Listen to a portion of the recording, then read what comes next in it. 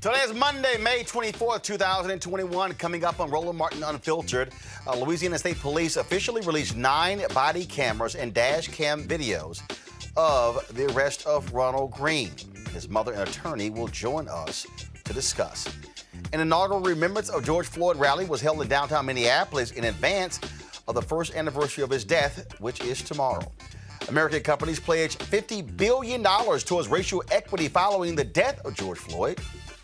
But most of that money has not been spent. We'll talk about that and more in our Where's Our Money segment, where we'll also talk with the founder of the New Jersey Black Economic Justice Coalition about their demands for equity, financial equity, black economic social justice in New Jersey. And Democrats are concerned the provision ending qualified immunity for law enforcement officers will not be part of the final George Floyd Justice and Policing Act now being negotiated in the United States Senate. We'll also be joined by New York City mayoral candidate Eric Adams, who has been leading the polls along with Andrew Yang. Plus, Hezekiah Walker and Jason Clayborn will be here to talk about their musical collaboration. Folks, it is time to bring the funk on Roland Martin Unfiltered. Let's go. He's got it. Whatever the biz, he's on it. Whatever it is, he's got the scoop, the fact, the find. And when it breaks, he's right on time and it's rolling. Best believe he's knowing. Putting it down from sports to news to politics. With entertainment just for kicks, he's rolling. It's on go, y'all. It's Roland Martin, rolling with Roland now. He's funk, he's fresh, he's real, the best, you know he's Roland Martin now.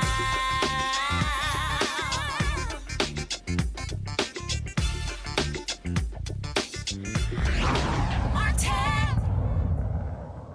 Ronald Greene, the black man from Louisiana, arrested in May 2019 while in handcuffs. He was stunned, punched, and dragged by up to 6 white state troopers during his arrest. He died.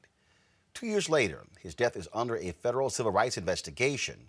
Greene's family was initially told he died due to crashing into a tree during a high-speed chase.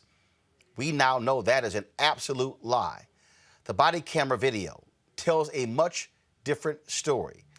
Many believe the decision to wait 2 years after his death to release the footage is suspicious. This is what was released on Friday, folks. I'm going to show you some of this video here, and again, where the world finally got to see exactly what happened to Ronald Greene. Go ahead and play it, y'all. And so, this is the video here that was released on Friday. That's not a car accident. That's not slamming into a tree. And so, you hear how they're talking to Ronald Greene.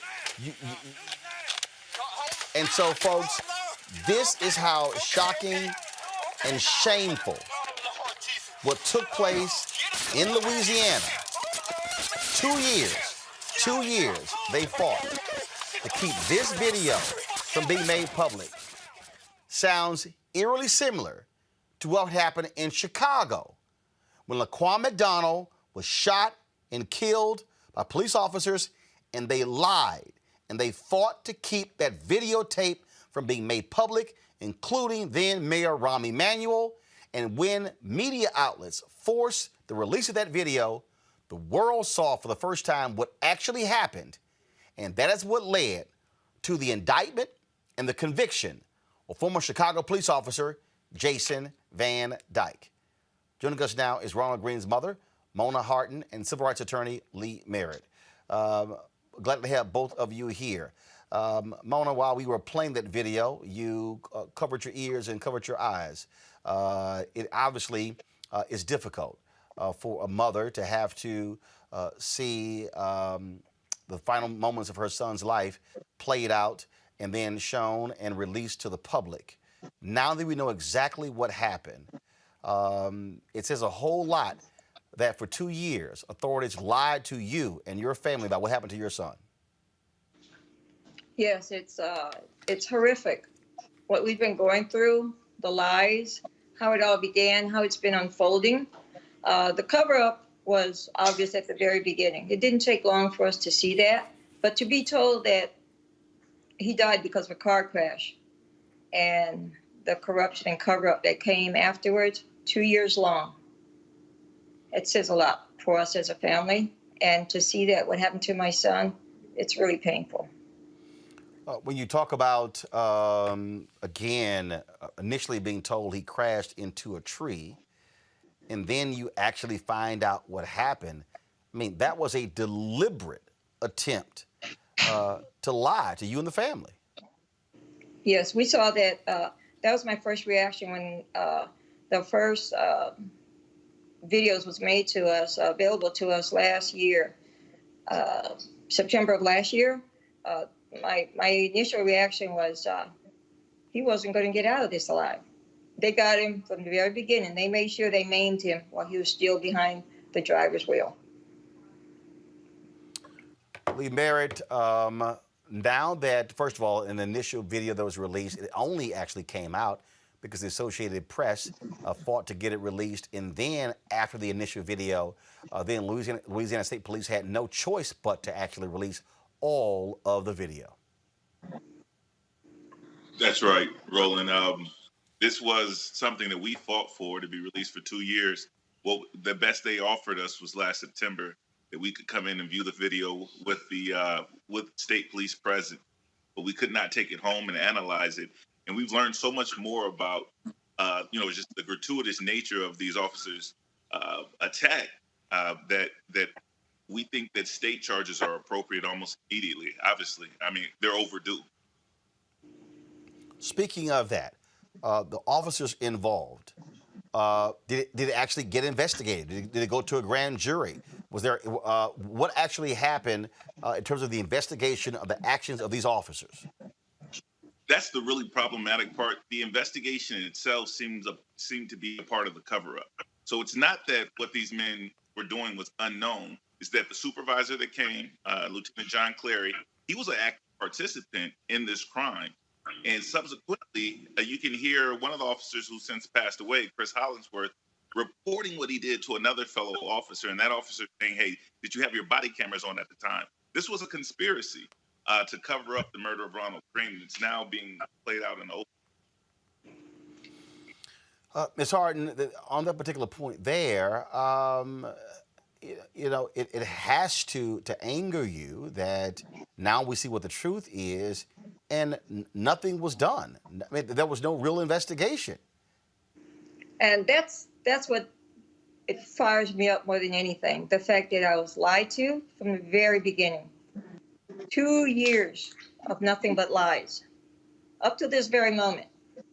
And the integrity of how and why they released the videos, that speaks a lot. It's just horrific that they don't care how deep they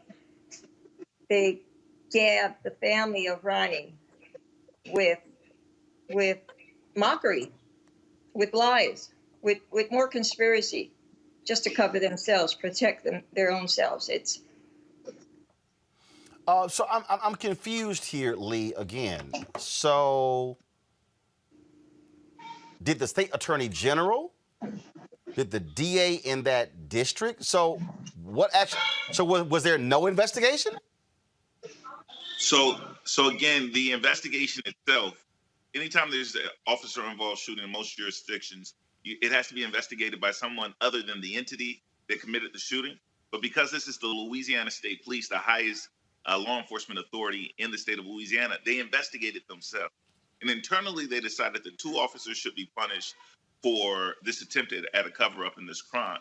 One was Chris Hollingsworth, who would have been terminated, but he died. He received his termination letter, and he was buried with all of the color guard honors. And then Christopher York, who received a 50-hour suspension for his role in the murder of Ronald Greene. So now that the video is out, now there could actually be a real investigation. A grand jury can be impaneled. And also, who does that? Again, because this is the state police, who has jurisdiction, the local DA or the state attorney general? So it would be both and. The Union Parish prosecutor, whose name is Mr. Belton, would have to ask for the attorney general to help if he wanted his assistance. And the attorney general can offer his assistance based on the denial of civil rights protections for Ronald Greene. However, the Mr. Belton met with us when we saw the video in September, and it was his position that it would be difficult under the past administration to bring charges against a police officer in Union Parish. Situations have since. Hold on 1 second. You said the past administration. What past administration? I'm sorry, under the Trump administration. Okay, I'm confused here. Why would a local DA say that when he has jurisdiction? It's not federal. The federal investigation is a totally separate investigation. So he, as the local DA, Mr. Belton, he could actually take it to a grand jury himself. He could take it to a grand jury himself. What he was implying with that statement during the Trump administration was that he was in a heavily Trump-favored territory, and he thought that he doubted his ability to return a true bill on this crime in that jurisdiction at the time. But here's the deal. Okay, Trump lost, but that's probably still a heavily Trump district. So what now? Well, there exists beyond this just being a Trump district, there exists actual conflicts in this district. The officers who are involved on tape in this crime are testifying in other cases in Union Parish. And so it would be appropriate for either the Attorney General or Mr. Belton to call for a special prosecutor, and that's what we're encouraging them to do in this case. Does that sound like a bunch of excuses to you, Ms. Harden? Oh, without a doubt. Without a doubt. How can you tell me the first year it's still pending investigation? The second year it's still pending investigation. Even when we were there at the Capitol, seeing that little bit of footage, they were already planning the retirement of Colonel Reeves, and they were also planning the 50 hours suspended time, all bunch of bull for Corey York. How do you tell me that it's pending investigation, but you're already getting these guys off scot-free? How are we not knowing what's going on until it's done? That, to me, I think, just really what is absolutely confusing and crazy. You know, here. That's what I'm saying. They're making and breaking their own rules and regulations, their own so-called laws, just to get their good old boys off for murdering my son. That clearly shows on that video. There's a Democratic governor in Louisiana, Lee. What is he saying? Well, Governor John Bel Edwards, first you need to know his pedigree. He met with us. We found the meeting disingenuous at best. He wasn't completely honest about the level of cover-up and the crime that was committed against Ronald Greene. He didn't make this video available to us, although we believe that he could have done it. It was in his authority at the time. He chose not to.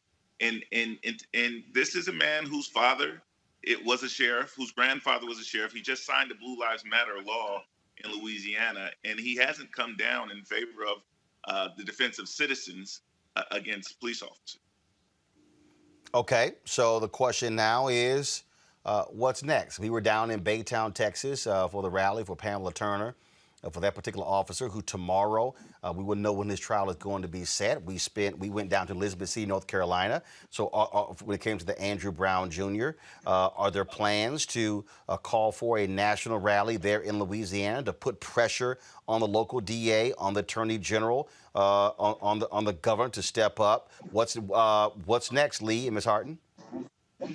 3 o'clock Thursday on the steps of the Capitol, the ACLU, along with the NAACP, has sided with this family to demand the immediate arrest of these officers. There's more than enough probable cause in the jurisdiction currently to issue arrest warrants for Corey York, for Lieutenant John.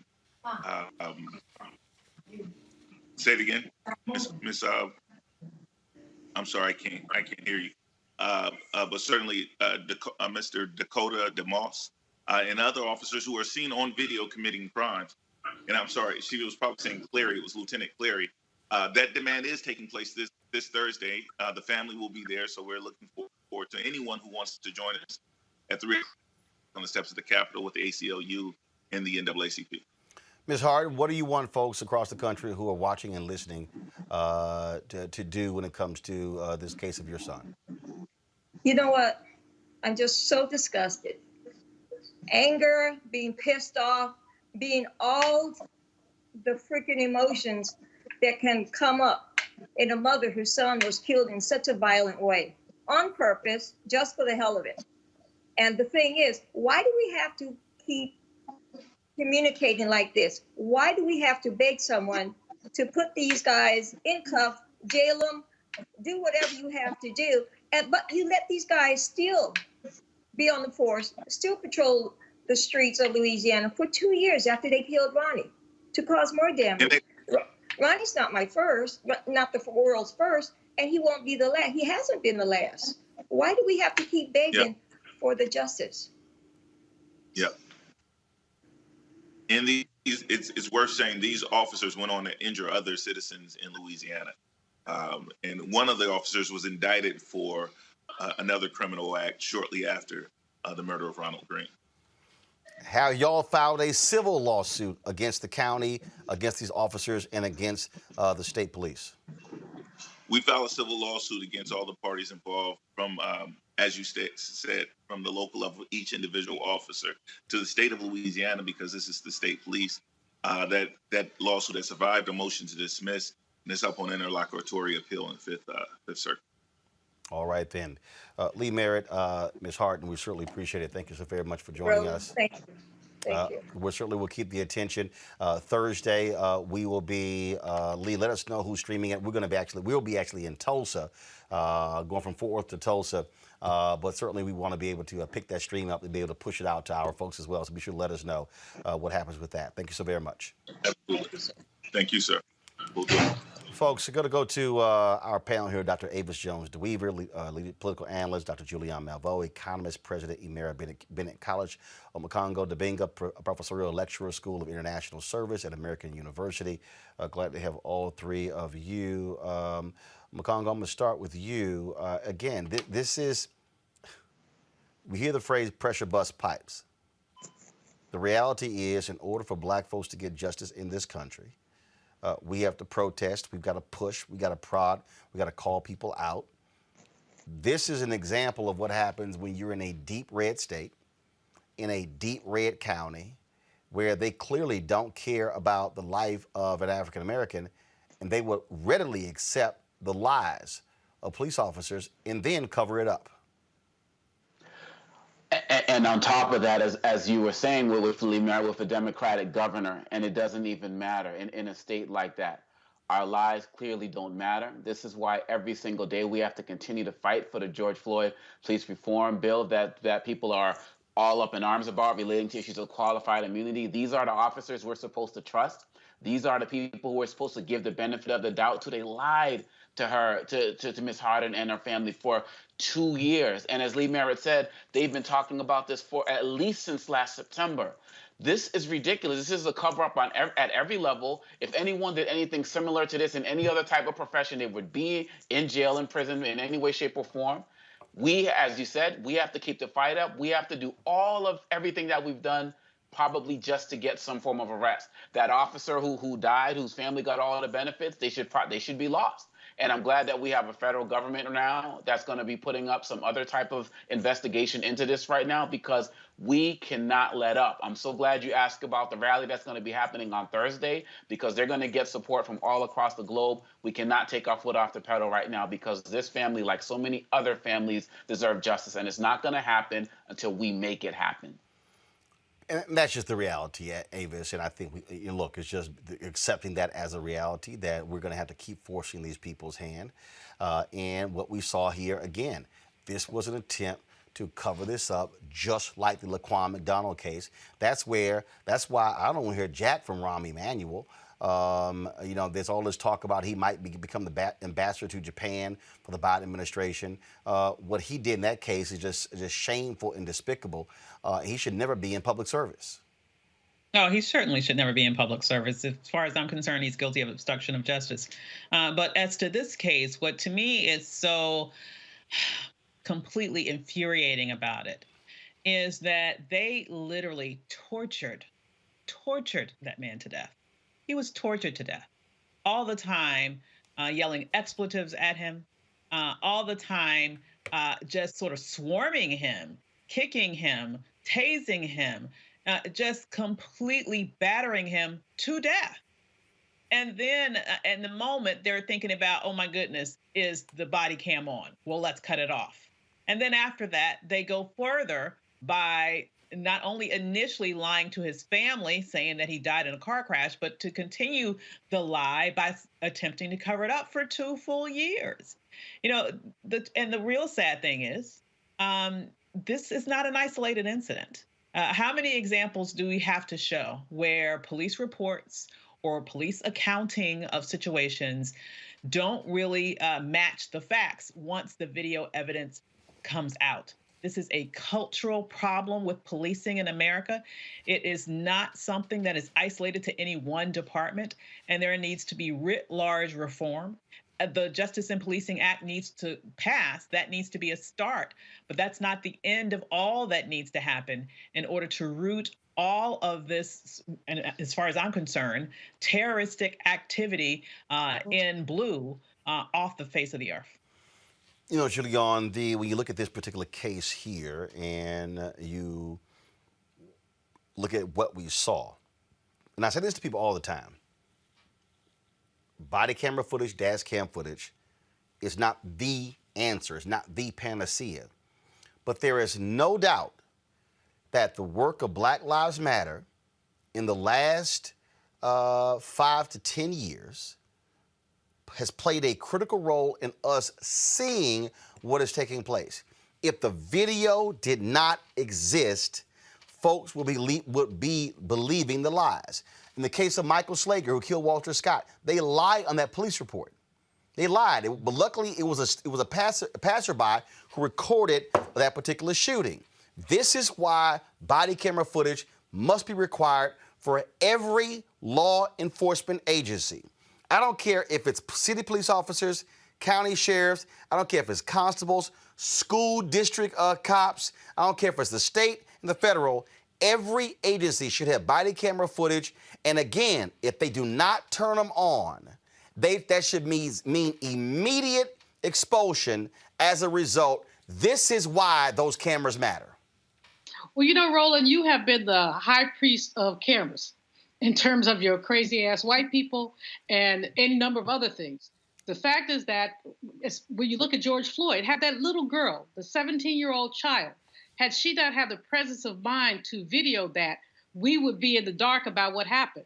And what I find interesting is I troll around the internet listening to some of these white people who still don't believe that the George Floyd Act is necessary. They say things like, well, if they had just complied. But when you look at this was such excessive force.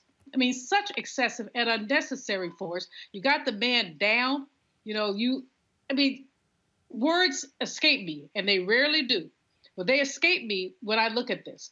But we are blessed in this era. I mean, we didn't have cameras in Tulsa. We didn't have cameras in Wilmington, North Carolina.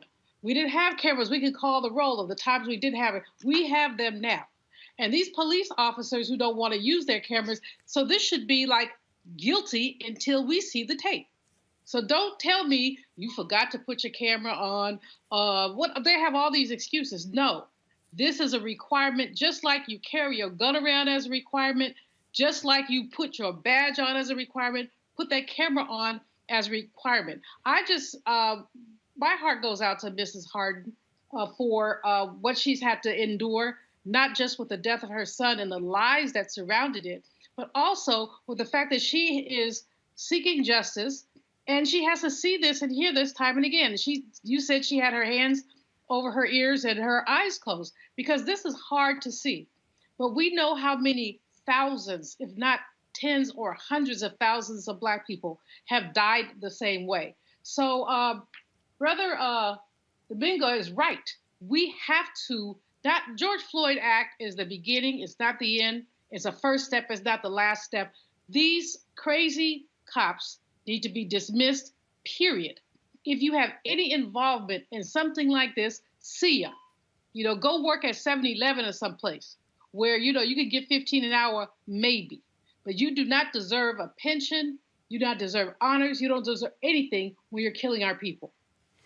Absolutely, folks. We will continue to cover this story and let you know exactly what takes place with regards to it. Now, check this out. We'll stay in Louisiana, folks. This was caught on tape. A probation officer was captured on a security camera planning drugs leading to the arrest of a black man. Louisiana NAACP, guys, hold the video. Hold the video. We're gonna see the video here. And I'm gonna walk it through it. You're gonna see the graphics, okay? It is crazy. This is the video that was put out by the Louisiana NAACP.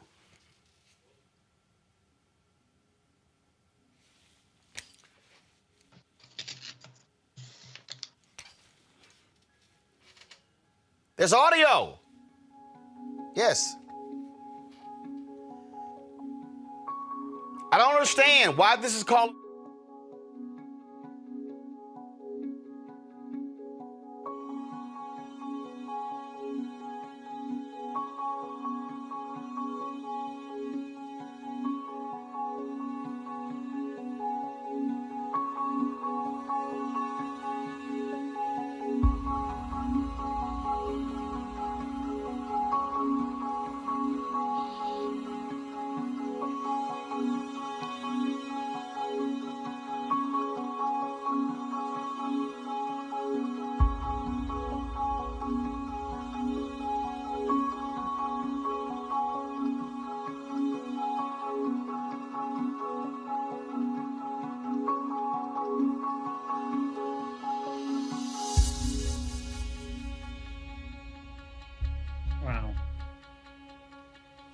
Leave that up right there. Leave that up, folks. The NAACP wants this probation officer fired. His name is Lane Normand, Normand. The email for his boss is Cole, COLE .GRALAPP at la.gov.gov. His phone number, he's the regional administrator. His phone number is 318-767-6286, 318-767-6286. I'm going to repeat the email because remember, there are people who listen to our audio podcast. The Louisiana NAACP, they want this Louisiana probation and parole officer, Lane Normand, fired for planting drugs. His boss is Cole, COLE.GRALAPP at la.gov. His phone number is 318-767-6286. Julian, this man should absolutely be fired. This happened in 2018. Why is he still on anybody's force? 2 years later, the court dismissed the charges. He obviously is a rogue officer. Why is he still there? See, this is complicity. So his boss and his boss's boss said, it's okay to plant drugs on people. These people outside just chilling, chillaxing, having themselves a good old time playing cards. And this person comes up, why? Does he get a premium or a bonus for having arrested more people? And why has it not been stopped? So again, I'm speechless, but I'm not speechless. This is happening all over the country. It's happened year after year. Roland, I bet if anybody could fund a study to go to one of these Louisiana prisons and interview, 200, 300, 500 people, probably half of their circumstances will be similar to these. Now, some of them did it. We know some of them did it. But all of them did not do it. And many of them had a prior record. And they were basically planted because if these folks don't get a bonus for messing with Black people, they get psychic pleasure from doing it. And so these folks, and then they run around bragging about it. They tell each other, see what I did? I did that. I could do that. So we really have to, that's why the Floyd bill is step one. But the National Registry is so very important. But even more than that, they say it's a rotten apple in the barrel. The barrel is rotten, and so are the apples. Get rid of all of them. Absolutely. For this guy to still be in the job 3 years, for the judge Avis to look at this video and then go, oh, yeah, charges out, and the guy's still employed. First of all, his boss should be asking, where the hell did you get drugs from? Hello. Yeah, that's drug possession. That's exactly what I was about to say. Not only should he not have a job, why isn't he in jail? If it's illegal for the person that he planted it on to have it, how is it legal for him to have it? Where's the prosecutor in this? So there are several people who are complicit, as Dr. Malveaux pointed out, and who are allowing these activities to happen. I would also wonder, who else was he a probation officer for? How many times has he done this? Once again, are we supposed to actually believe that the only time there happened to be a videotape there was the first time that he's ever done that to somebody? I certainly don't believe it. So, this is the very essence and the very definition of what systemic racism in the criminal justice system looks like. Because not only do you have Black people largely targeted in this way, but also when there is just absolute 1000% video evidence that the person was railroaded, just, dropping those charges isn't enough. When you allow the person who committed that act to stay in place, that in essence is telling him he did nothing wrong, so he might as well just continue doing it. And we're not going to look backwards to see all the other people who he may have unjustly framed in the very same way continue to still pay for a crime that they didn't commit. And Omekongo, let's be clear. The only reason that brother is not sitting in prison is because his dad put a camera in his garage. And again, this is where Black people are. Black people, we got to put cameras in our crib, in the garage. We got to put it in our cars to protect ourselves. If that daddy did not have this camera, his son is sitting in a hardcore Louisiana prison for a minimum of 10 years. It's ridiculous, and it goes to the story last week where you showed the officer urinating at a man's funeral home, a city council member on top of that. And again, we have to be responsible for recording our own information, sometimes even recording our own deaths.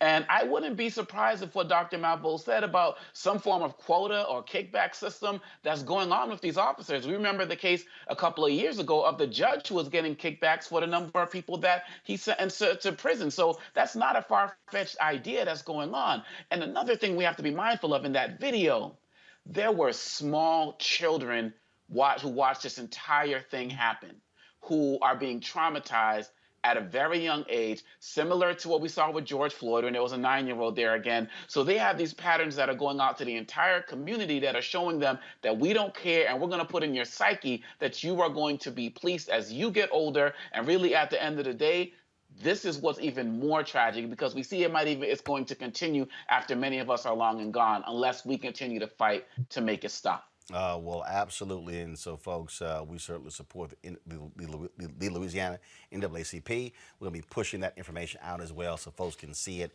and they can actually respond to it. Folks, it's just absolutely crazy. Again, this brother, he was arrested. He was arrested. That man could very well be sitting in prison. And they were dropped. First of all, they were dropped 3 months later after the DA's office reviewed the footage of the incident. But if his dad didn't have the camera, he'd be sitting there in jail. In Iowa, more than 5,000 people have signed a petition calling for Sioux City police officer Thad Boyer's removal from duty. The petition cites Boyer's history of repeated use of force incidents. Video of the aggressive officer pointing a taser and pinning a Black customer to a table at a Perkins restaurant began circulating on social media last month. Watch this. The manager said she wants you out. Look at If you 12. don't leave right now, you're going to jail. I'm leaving. He ain't do nothing wrong, though. Hey, record him. He sure did He it. ain't do nothing wrong. I'm leaving. I'm leaving. This is dangerous. This is dangerous. You're under arrest. He ain't do nothing wrong. What am I under arrest for? Don't take my suit. Don't He was leaving. Don't shoot me. Don't. He leaving. Yeah. Shoot me right face. You are. Hey, put that taser down. He ain't do nothing wrong. Put that taser down. He ain't done nothing to you. Hey, put that taser down. He ain't done nothing to you. Man, fuck all that. He ain't done nothing to you. Put that taser down. Oh my God, bro. Put that taser down. Hey, put that taser down. He ain't done nothing to you. He ain't do nothing He ain't done nothing to you. Hey, put your fucking taser down. Hey, put your taser down. You can have it, bro. Hey, put your taser down. Hold on, move. Put the cuffs on him. And I want y'all to roll the video again. You're going to see where the officer tells him to get up and leave. Again, watch his, he's complying. Watch the beginning again. The manager said she wants you out. Look at If you don't leave right now, you're going to jail. I'm leaving. He ain't do nothing wrong, though. Hey, record him. He sure didn't. He ain't do nothing wrong. I'm leaving. 29-year-old John Wright is charged with trespassing, interference with official acts, and failure to comply with orders of a police officer. However, police are investigating the incident, and Boyer's action are also under review. Okay, Avis, the dude is literally walking away, about to put his jacket on. Cops decide, oh, I'm just going to grab you and forcibly remove you. So this is what happens when you have an entire police ecosystem that is fueled with anti-Black hate, aggression, predisposition to violence. Because that young man was just trying to leave. He was trying to comply. You know, this is why I really get annoyed with people who go around, and you know, I understand that there is a need maybe for some of this, but I really get annoyed with people who go around, you know, trying to educate Black people that the answer is to comply. He was trying to comply. The answer is to stop having policemen who are out here terrorizing Black people. And as we've said a gazillion times on this show, there was an FBI report over a decade ago that talked about the fact that police departments across the country had been infused with white supremacists, and nothing has been done to root them out. You cannot make me believe that a lot of what we're seeing right now is a white supremacist wet dream. This is exactly what they want. They want to have the power to use violent activity all the way up to beatings and deaths against Black people and not have to have any consequences associated with it. And what better way to do that than to don a police uniform and get protected by the blue wall of silence that covers up your activities, that lies on police reports, that have prosecutors who don't want to prosecute, who have judges who look the other way, who have an entire system that says this sort of behavior is okay. But if there's one thing that made me feel good about that video, it was the fact that Black people in that restaurant said, hell to the no, not today. Put that taser down. He hasn't done a damn thing to you. And that's exactly what we need to do. We need to stand up for each other in the moment and not just lament the aftermath after one of our brothers or sisters have been victimized by police violence. Look at the charges here, Makongo. Interference with official acts, failure to comply with orders of a police officer. This is how they try to target us. This is what they do right here. This is what on a regular basis, and even when you brought up the case of Laquan McDonald with that officer, they come up, they put themselves in the line of some form of harm and then justify any of their actions. And even sometimes when we see these issues where an officer with other officers aren't looking, they'll say, oh, this person is resisting, or this person has a gun and there's nothing there, and they use it as an opportunity to open fire. These guys are liars. And if I'm correct, I believe Boyer was fired or heavily disciplined back in 2012, 2013, but again, back on the force again. And so these officers, they see this as an opportunity to really feel like they can get away with anything. And if you look at his record, they always put us on trial. When we're killed, when we're arrested for everything, they always put us on trial, put the victims on trial. But if you look at this man's record, this man's history of complaints, again, another officer who had no business still being on the force. And as it was just said, I'm so proud of our people for taking a stand. You know, back in the day, some people, you know, when I was a kid growing up, when the cops came, you know, a lot of us would just scatter because we didn't want to be engaged. We didn't want to be involved in some way, shape, or form. But too many of us of all ages have had enough. And they said, we're going to document this. We're going to show it because we can't trust you to tell the truth.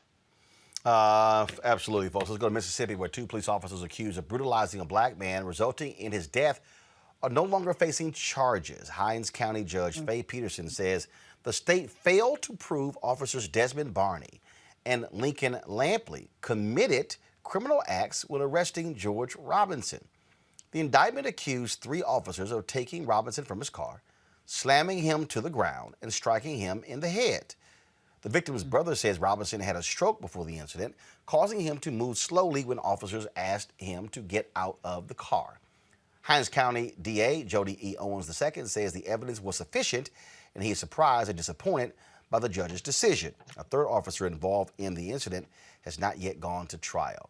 This right here, show the video photo again. This was a black judge who ruled this in Mississippi. So that's who Judge Faye Peterson is. And this is one of those examples. I go back to Omekongo, Baltimore, when the police officers wanted a judge to hear their case and not a jury. Absolutely. And when we get down to it, we have to understand that we talked about Louisiana. We got Democrat, Republican members who are a part of this. We have to realize as well that sometimes we got black people who are in law enforcement who are involved in being judges and the like, and we're still not getting the justice. And we have a real systemic problem that is hitting us at every level. Even when you talk about Baltimore, we can go back to the case of Freddie Gray, and there were several black officers who were involved in that as well. And so really at the end of the day, it becomes black versus blue.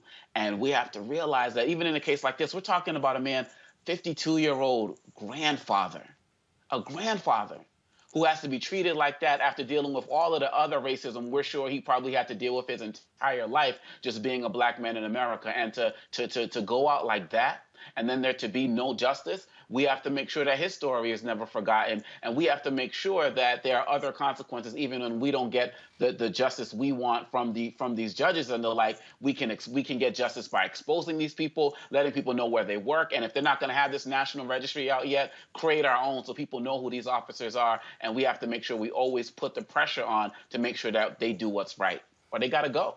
Indeed. And folks, in Minnesota, the former St. Paul police officer who let a police dog maul an unarmed black man is going to spend the next 6 years in prison. In June 2016, Brett Palkowicz and other officers responded to a call about a large street fight and were looking for an unidentified black male with dreadlocks and a white T-shirt carrying a gun. 52-year-old Frank Amal Baker fit the description. Soon after Baker was asked to get out of his car, the officer released the dog. Body camera footage caught Palkowicz brutally kicking and severely injuring Baker while the dog was mauling him. Palkowicz waived the right to appeal his conviction and offered a tearful apology for his actions to Baker and the St. Paul Police Department. Baker had nothing to do with the reported incident in the end. Watch this video, folks.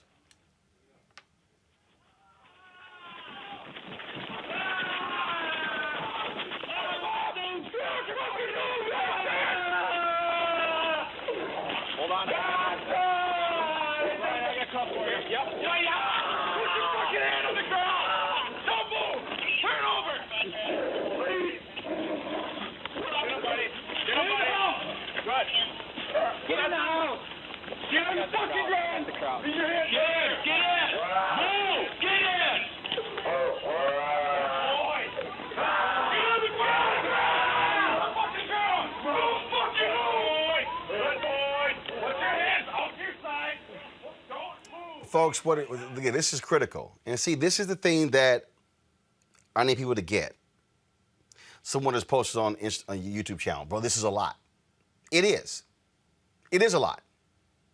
Which is why every single person who's watching this show, every single person who's listening to this podcast should be picking that phone up and calling their United States Senator today and tomorrow and Wednesday and Thursday and Friday saying, vote for the George Floyd Justice Act, get rid of qualified immunity. All these folks, and let me be real clear, I get black people who say, oh my God, black porn, don't show it, let the white folks show it. That's precisely why Emmett Till's mother, Mamie Mobley, said, no. Open casket. Let them see what they did to my baby. Over the weekend, I had some people who were sitting here, one woman texted me, she tweeted, I don't know who my member of Congress is, and I don't care. I said, oh, but you're bitching and moaning about how we need bills passed in our favor. I had people over the weekend saying, well, I don't know why we got to sit here and call people. It's called It's Your Turn. Because black folks before your behind showed up did this. And I don't want to have to sit here and show these videos, Julian, but we got to keep it in the face, because what did the Jews say? Never forget. Never forget. That's right. And said never again. Exactly. You know, this man gets 6 years. 6 years. He need to get 26 years for allowing this man to be mauled. You know, every one of the cases that we've looked at today really do speak to the George Floyd Justice of Policing Act, but also speak to the historic dehumanization of black people. He would not have sick a dog on his son or his daddy. He would not have, and by the way, everybody brown ain't down. So Sister Girl in Mississippi needs to be taken to the woodshed too, because everybody brown ain't down. And too many of us make too many excuses. And anybody who doesn't know who their member of Congress is, there's a special place in hell for them, because that means they just don't care. But when you look at this case with this dog, such a light sentence for such a heinous act. And it was a wrong person at that. Would have made it right if it was the right person. It was a wrong person. And this guy has tears in his eyes. Well, he needs to have a dog in his booty. You know, he's crying now. Well, cry after the dog chaws on you for 20 or 30 minutes. It is too much at some level, but it's also time enough, because we need to keep seeing this, hearing it, and working on it. Congo. Well, I understand what people talk about as relates to black trauma porn, but what we're doing here is different. What we're doing here is these videos are being showed with calls to action, phone numbers, emails, letting people know what to do to make this stop. Some of these other networks may get some type of perverted pleasure in showing these videos on loop, but there's no ask, there's no call to action. Right here, we have an opportunity with every video that you show, with every mother and father and lawyer that you interview, you give us an opportunity to do something about it. And so for those folks on YouTube and other places saying this is too much, it's not going to be too much when it's you. And so right now, you have an opportunity right now to do something about it. And if you don't do anything about it, how are you going to expect it to stop? Like you said, Roland, you don't want to show these, but this is our world right now. This is where we're living right now. And whether you are a toddler, whether you are a teenager, whether you are a parent, whether you are a grandparent, male or female, it doesn't seem to matter. As Samuel Jackson said last year, it's open season on black people. And until you see it in your face, you're not going to be motivated to do anything about it. And if you still are not motivated to do something about it, I still pray it don't happen to you, but we're going to keep doing this work. And that's the thing right there, Avis. I guarantee the people who are complaining, you know what? If it was your son or daughter or niece or nephew or cousin, if it was you, I bet you'd be like, damn, I sure hope somebody tells my story. I sure hope somebody shows that video. I sure hope somebody comes to my defense. I sure hope somebody has my back. That's why we do it.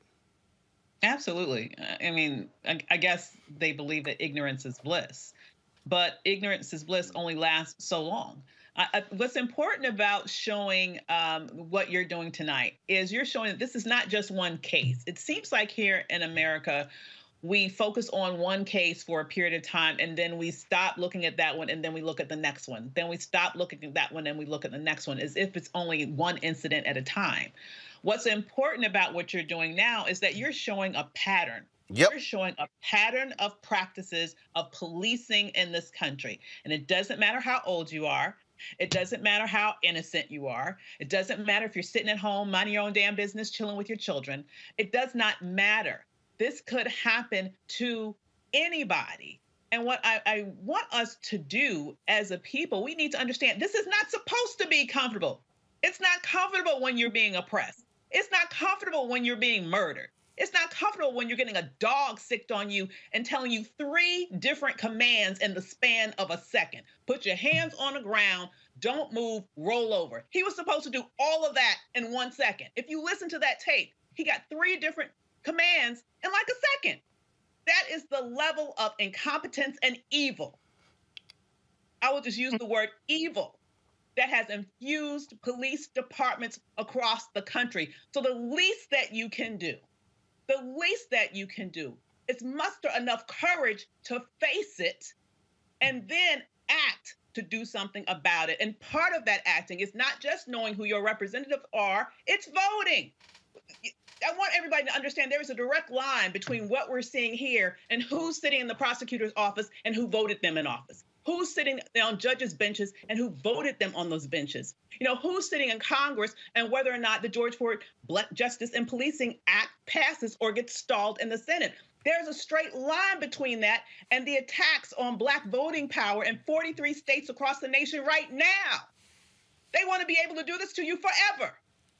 So my point is, let's stop trying to be so sensitive about this thing that we don't even want to see it and we just want to look away. We do not have that luxury. I know I don't for my sons, and you don't for yours or your children or even for yourself.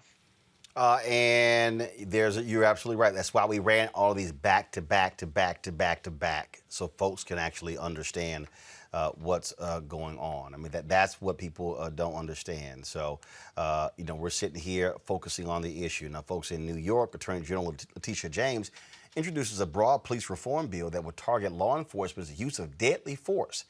James announced the bill would amend New York's use of force law to an absolute last resort from one of simple necessity.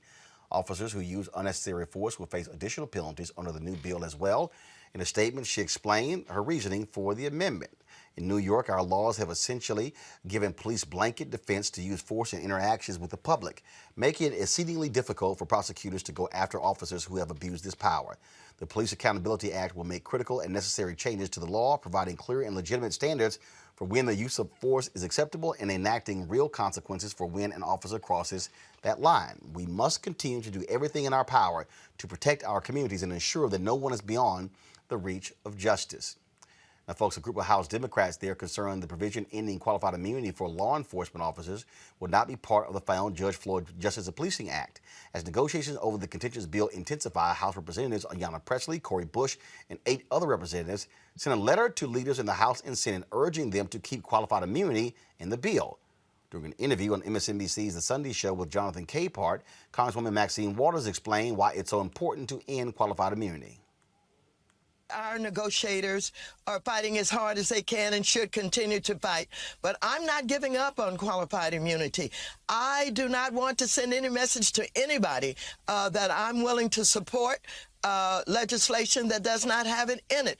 I think we've got to be tough, we've got to be consistent, and understand that we've got to hold police officers accountable. Even since the death of George Floyd, we've continued to have killings of Black unarmed men in particular.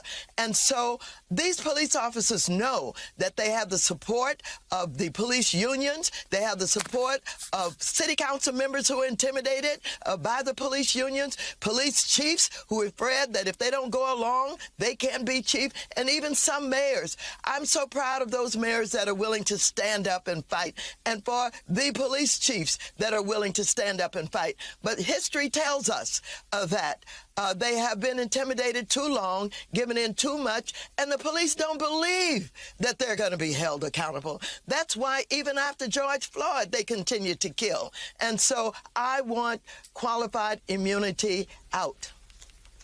Now, of course, Congressman Jim Clyburn, the highest-ranking African-American in the House, he talked about, he said he would rather have a strong bill instead of a perfect bill. So if it means ending not having qualified immunity in the bill, he said he would certainly support that, he said, and try to get it later. Congresswoman Waters said that's not an option. And so what you're dealing with, folks, right here, Julian, is this battle. And so the question is, they're negotiating in the Senate. You're dealing with the issue, can you get Republicans' votes? It's clear Kristen Sinema and Joe Manchin are not going to end the filibuster.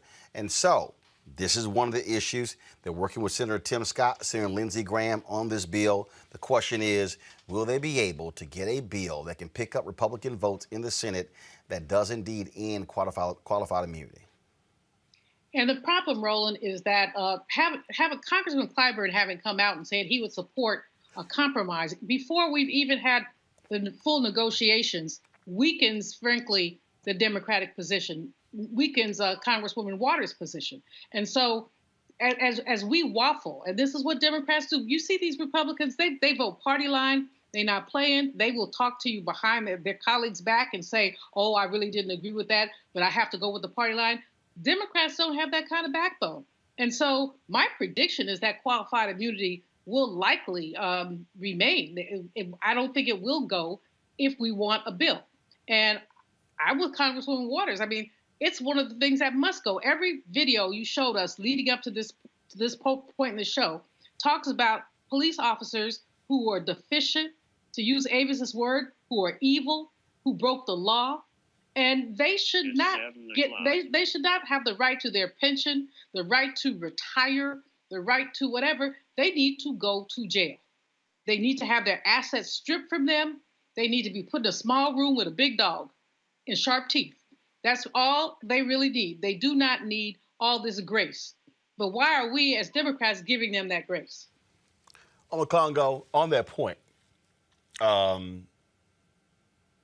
many people have criticized Congressman Clyburn. Others have said that this was Clyburn who was going public to give an indication that it was contentious and being able to let people know that this is a possibility. How do you square what he had to say than what Congresswoman Waters there had to say, and these other progressive Democrats who are saying ending qualified immunity must be in the final bill? Well, with Representative Clyburn, he's such a veteran and a leader, and I definitely respect what he's saying in terms of, he has something that's good and we can come back and get it later, and I respect that. The challenge, however, is that we are dealing with a different brand of Republicans right now, and I believe that even with Senator Scott and Graham working on this, regardless of whether qualified immunity is included or not, no Republicans are going to come out and support it. Something's going to happen. Trump's going to speak up. Someone's going to make some phone calls. And I wouldn't be surprised if Graham backs out on their own bill that they agreed to. This group of Republicans are going to block everything in hopes of getting control of the House again in 2022. And so I respect what Clyburn's saying. He knows the process, much better than I do, but it's a different brand of Republicans. And so I understand why Ayanna Pressley and Cori Bush and others are fighting to get it in now, because there's no reason to trust these Republicans to do the right thing. And so I'm with Representative Waters on this. So the question is this here, Avis. Do you, if you're Democrats, let's say you can't get 10 votes unless you strip qualified immunity out of the bill. Well, then, do you scuttle the entire bill? I would say this. I don't see why we really need to get here, because as I recall, Tim Scott has at least offered a compromise that would have a form, it would really sort of redirect the focus, not to individual police officers, but to actual police departments, which I think is at least a compromise to mean that there is some financial culpability on the line when police officers act in abusive ways. I think that is a compromise that I'm not willing to give up on a chance of actually pushing through. So, I'm really quite, with all due respect to Representative Clyburn, I'm just wondering, how come Democrats don't seem to understand what negotiations are all about? Why are you showing your hands while, why are you capitulating, in essence, while the negotiations are still going on? That makes no sense to me. It's like showing your hand in the middle of a poker game. It makes absolutely zero sense to me. And I just, I don't get it. So what we really need to understand is you don't go through a negotiation process giving the chip that you supposedly value most in the middle of the darn negotiations. That makes absolutely zero sense to me. I think you put pressure on them to move forward with what Tim Scott, a Republican, the only Black Republican in the Senate, has proposed. What does it look like? And put pressure on the Republican Party to, in essence, undermine their Black face that they just have, give the rebuttal to the presidential address that President Biden just gave a couple of weeks ago. Make the Republican Party say no to Tim Scott, rather than telling Democrats to stand down and don't even try to do anything in the direction of qualified immunity. All right, folks, got to go to a break. When we come back, we're going to discuss Economic justice in New Jersey. African Americans getting a short shrift, and what is being done to rally the grassroots to ensure that we get our fair share. That's up next in our Where's Our Money segment. You're watching Roland Martin Unfiltered. Back in a moment. Racial injustice is a scourge on this nation, and the Black community has felt it for generations. We have an obligation to do something about it. Whether it's canceling student debt, increasing the minimum wage, or investing in Black-owned businesses, the Black community deserves so much better. I'm Nina Turner, and I'm running for Congress to do something about it. When you study the music, you get Black history by default. And so no other craft could carry as many words as rap music. I try to intertwine that and make that create whatever I'm supposed to send out to the universe.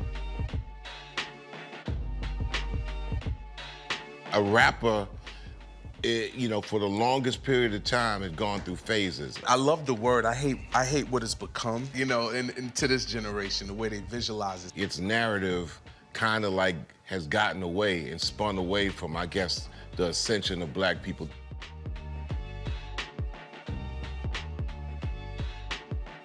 Hi, my name is LaToya Luckett. Yo, it's your man Deion Cole from Blackish, and you're watching Roland Martin Unfiltered. Stay woke.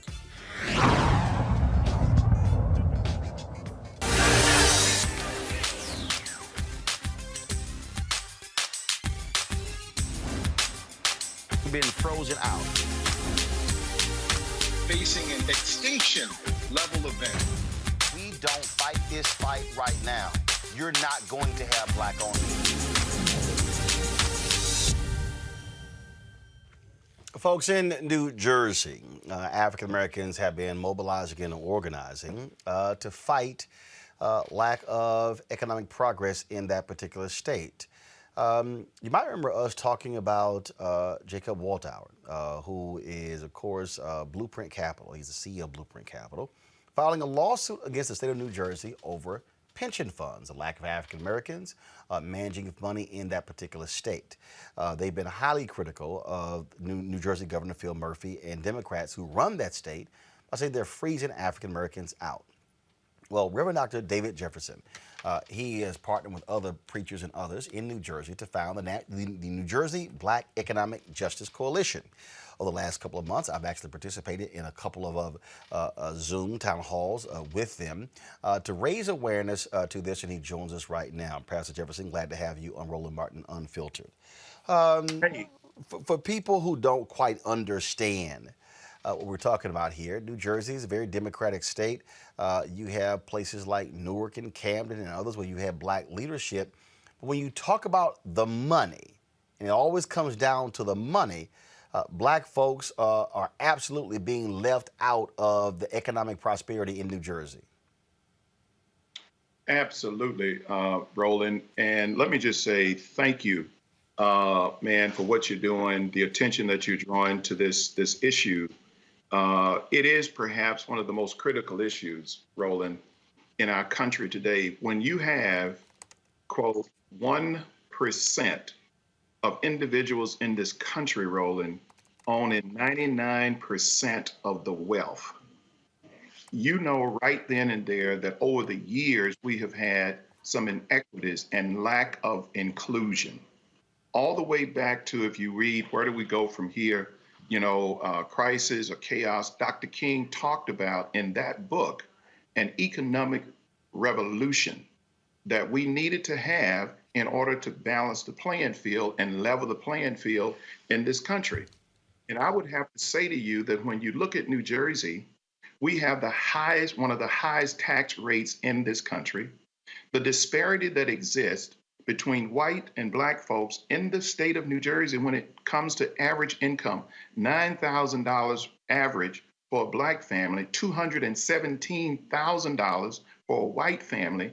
Tell me, how do you make it in a state where the income or where the economy is some of the highest in the country? And I would submit to you that New Jersey is definitely struggling with this, and we're causing people to come together. But Roland, I think the first thing we have to do, man, is educate the public.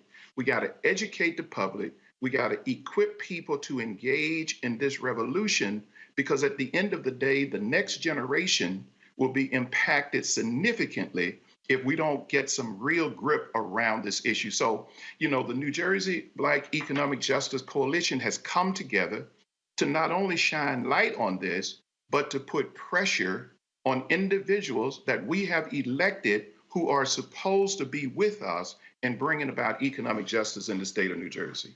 Now, right now, every office holder in New Jersey is up for election. What have y'all been doing to drive this point in challenging them as they're trying to campaign for votes? How are you empowering the church members to have the information? What are the pastors challenging them with? And have you actually heard from officials make any concessions or meet some of the demands? I would say that right now we're still in that real getting the information out. We have articles that we put out. We've had op-eds that we put out. We've held to date at least 4 major town hall meetings where we can put it where the goats can get it. Most of the people can't even relate to the whole notion of disparity, where the money is going, and why African Americans are not getting their fair share. We put Phil Murphy into office with 94 to 95% of the Black vote. That is the highest number of Black votes any governor in the history of New Jersey have ever gotten. And this governor ran on a platform of economic fairness. So we have to educate Black people that you have to make sure that when you vote, you are putting your vote where we can get an economic return, and not that you just always vote Democrat. And we have to continue the grassroots effort in order to make sure our congregants understand that. And so we have another major town hall that is coming up the end of June, where we will have Black preachers on there across the country. We're reaching out to Bishop T.D. Jakes. We're reaching out to Dr. Franklin Richardson, who head the Council of Churches, because we're going to bring Black preachers together in a huge town hall along with their congregation, so that our people who sit in the pew can really understand where their money is going and how they should really vote. If Black people had not turned out to vote for Phil Murphy, Phil Murphy would not be a governor today. And I would admit that I think we have that same situation with a number of people around this country. And by the way, let me just say that this whole notion of the pension fund in the state of New Jersey is the same across the country. We only have a small percent of asset managers, Black asset managers, who have a small piece. I think Robert said it's like 1.5% to 2% across the entire country. So this is not just a New Jersey issue. This is a national issue for which we need to get our arms around. And in fact, in one of the town halls that we did, that we streamed, John Rodgers of Area Capital Management was on there, and this is what John had to say. Again, it comes back to us. I tell people all the time that we wouldn't have lost the Ebony Jet Building here in Chicago if we had people working in major consumer products companies insisting that the advertising go to a Black company like Ebony or Jet, or Black Enterprise, or WVON Radio, what have you. But we sit there and allow this to happen. And so, I think I know you know this, 17 years ago, we started a conference called the Black Corporate Directors Conference with Charles Tribbett from Russell Reynolds. And the whole concept was started because I noticed that there were very few Leon Sullivans in the boardrooms of corporate America, people willing to speak out and make change. So conference has grown from 30 directors to last year, before COVID, we had 300 directors come together. And we've had everyone come and speak, from Barack Obama to Jamie Dimon to Ursula Burns to Don Thompson. We've had Magic Johnson, which has been an extraordinary success story, the kind of speakers we get. Usually 7 CEOs of giant companies. Robert's been there. David Rubenstein's been there. It's just been a wonderful thing. But what we do every Friday night, we have what we call the conscience of the conference. Someone to remind us the responsibilities that we have to fight for economic justice once we're in the boardroom. So over the years, we've had Harry Belafonte, we've had Andy Young, we've had Congressman Clybourne, we've had Reverend Sharpton, we've had Reverend Jackson, Sherilyn Eiffel, Valerie Jarrett, people who are committed to our community. They're going to be willing to show us how to fight for economic justice when in the boardroom. And that's always been the highlight of that conference, Again, having those folks who actually marched with Dr. King or believed in Dr. King's movement. And because too many of us directors get in that boardroom, we're just happy to be there, to collect the checks, not make anyone uncomfortable, hope that nothing changes. But if we don't speak out, we're actually giving cover for the status quo to stay the same. Because the white CEO sits there and says, well, I've got a black director, they're not saying anything, things must be okay. It gives them an excuse to not fight for change. So again, I keep coming back to this. It's up to us to fight in that spirit of John Lewis. And again, make good trouble. Point out what. Hey, Jennifer, thing right here before I go to my panel with questions for you, Pastor Jefferson. Why we created this segment? And I've had some black folks. It's amazing to me. Say, why y'all sitting here begging white folk for money on the advertising side? And I'm sitting there going, dumbass. $170 billion is being spent every year, and black-owned media is getting 1%. And you're asking why will we demand that when we are nearly 12% of the people who buy General Motors cars. We are 40% of the people who spend money at McDonald's. We are spending billions of dollars at Target, billions of dollars at TJ Maxx, billions of dollars with Apple and with Samsung, and we can go on and on and on. And you're sitting here wondering why we should not be getting it back. This is why Black America is broke. This is why our civil rights organizations really can't stand up for black folks fully, because corporate America is funding them and we can't. This is why our HBCUs are underfunded, because we also can't give back. If we are able to increase dramatically the investment in black-owned companies, then we have the ability to also hire and pay wages and all of those different things. And so, hell yeah, we're gonna be demanding this.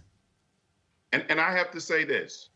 This is the same thing that Dr. King faced when he wrote the letters from the Birmingham jail. The letter that he wrote was centered around why we can't wait, because you had individuals on the sideline who was saying that, hey, the timing is not now, and why are you creating all of this friction?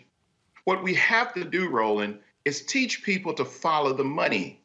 Those advertising dollars that are being spent that are not coming to, quote, black media, those dollars are going to those places, and it's our people who are buying those goods and services. And so the question is, why shouldn't a percent of that money go to black media?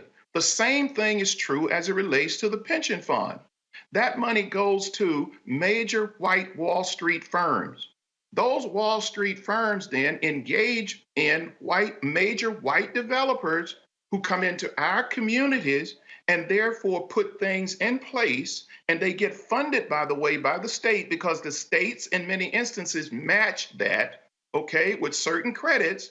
And the next thing you know, our people cannot afford what is put in place. And so what we're doing is gentrifying our own communities, and then we start hollering about why in the world can't our people afford that? And what we have to do is teach people to follow the money. And here's the other thing.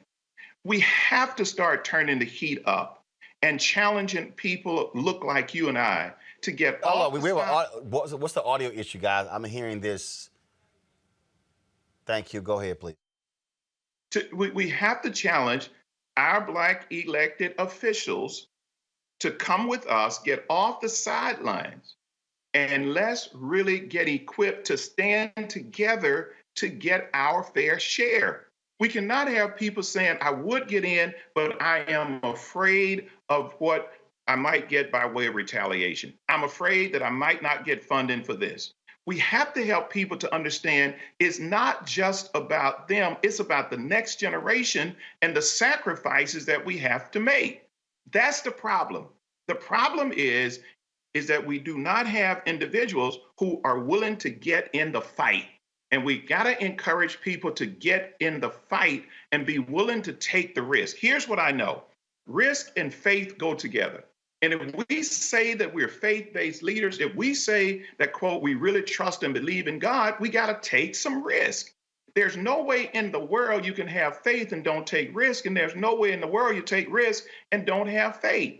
Those two things go together. And guess what? We have the power in the pew.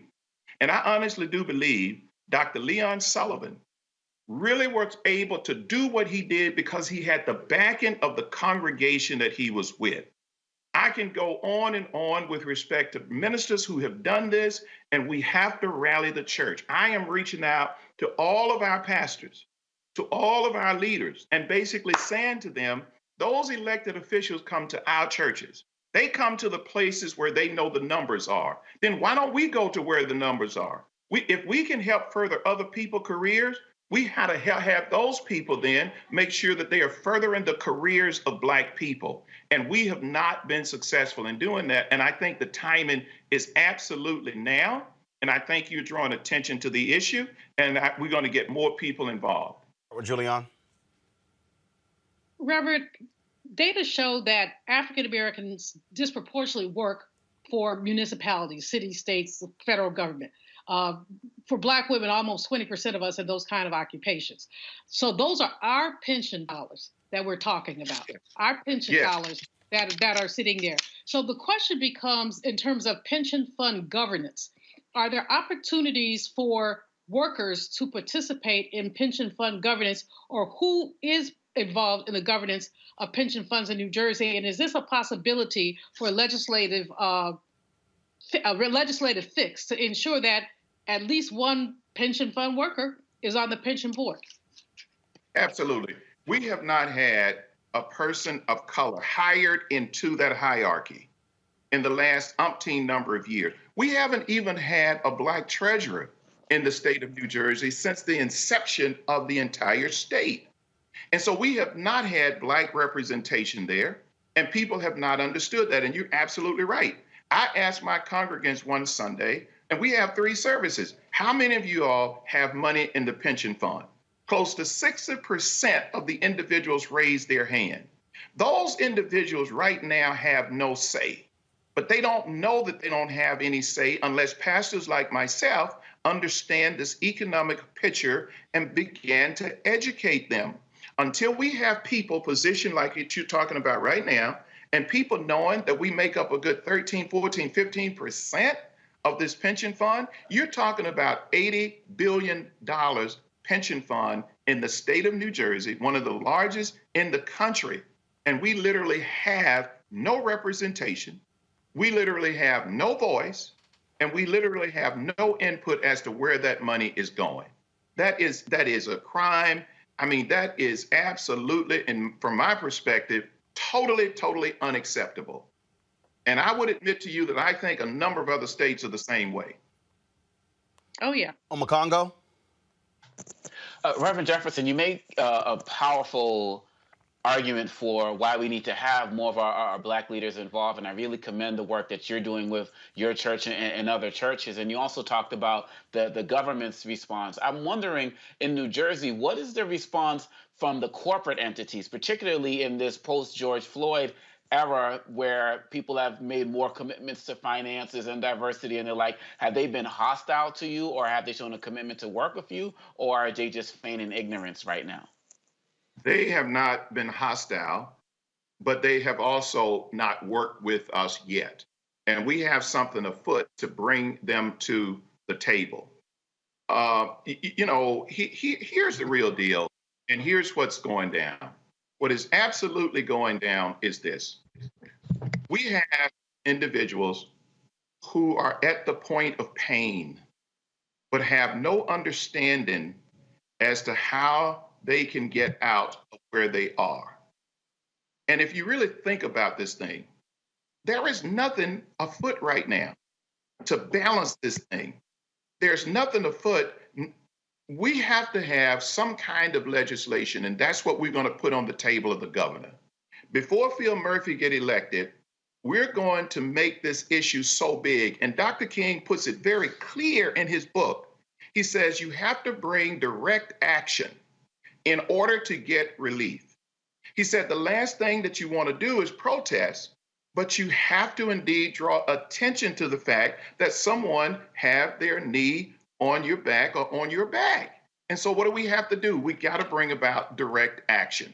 If we bring about no direct action, things are going to continue the way that they are right now. You know, we like to romanticize Dr. King, but my question is, how many of us are absolutely living the dream and bringing about some of the change that he talked about?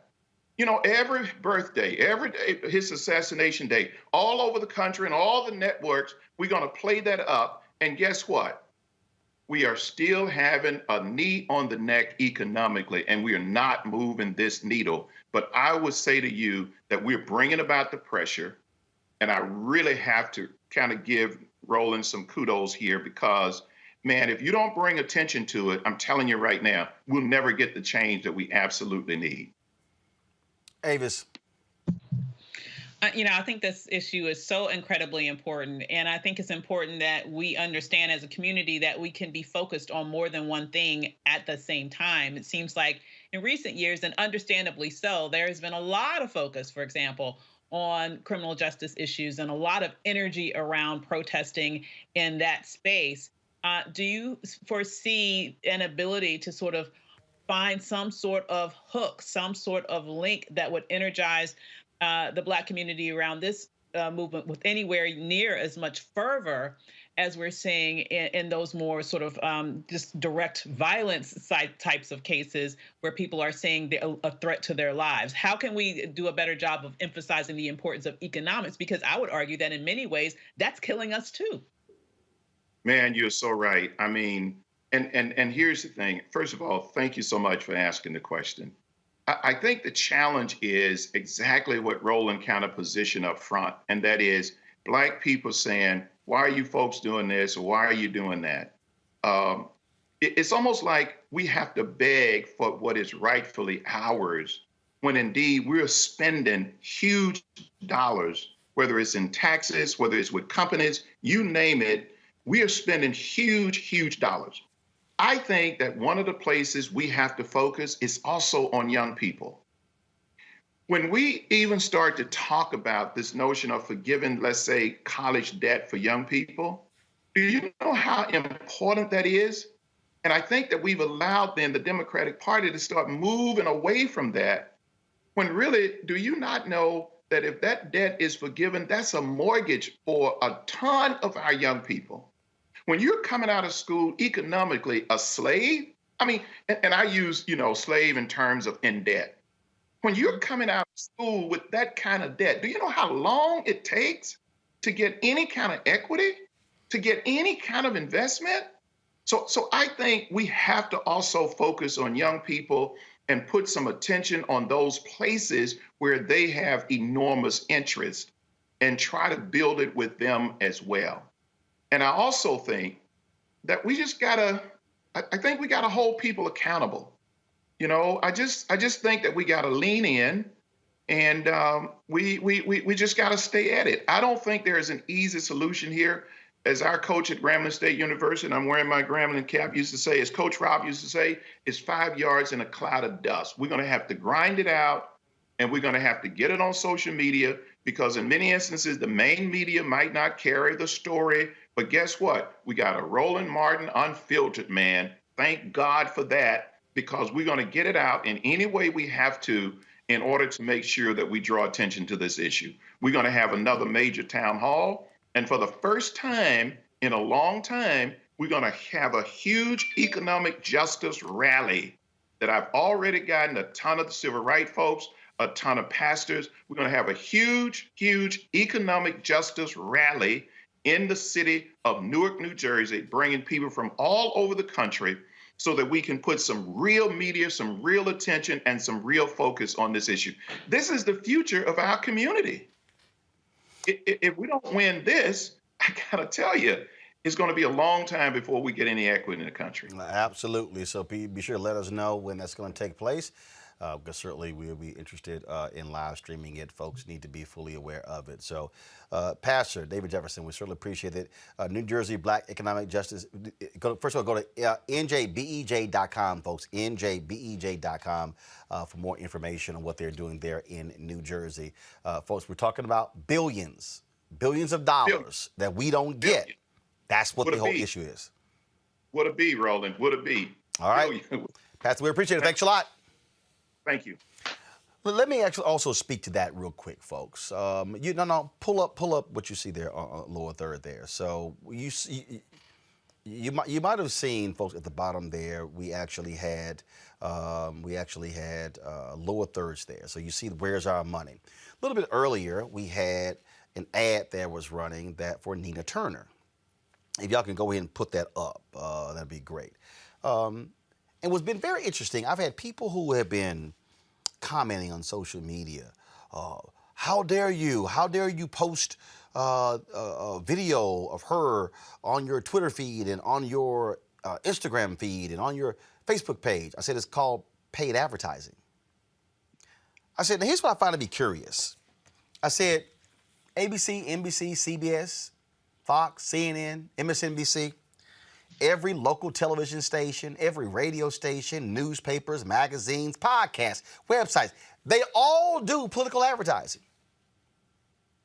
But when black-owned media does it, folk like, oh, what you doing? Then they had people who would say, well, would you take advertising from her opponent?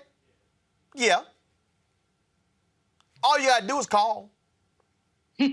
See, what I need people watching to understand is that it's amazing the standard that folk have for black media they don't have for white media. It's amazing when they tell us what we can and cannot do and should not do, but don't say nothing when they do. How do y'all think we stay on the air? How do y'all think we going to Fort Worth on Wednesday to broadcast a parking lot rally with Deborah Peoples, who's trying to become the first black mayor of Fort Worth? How y'all think the airline tickets get paid for? And the hotel rooms? And the driver and the security and my production people? And then we're going to go to Tulsa on Thursday and be there for 6 days. How do you think the stuff get paid for? So I wish some of y'all would stop sitting here saying what black media, what we can and cannot do, when y'all don't say nothing when billions are being spent with white media. And all of a sudden, we get some political advertising, and oh man, you selling out, all that nonsense.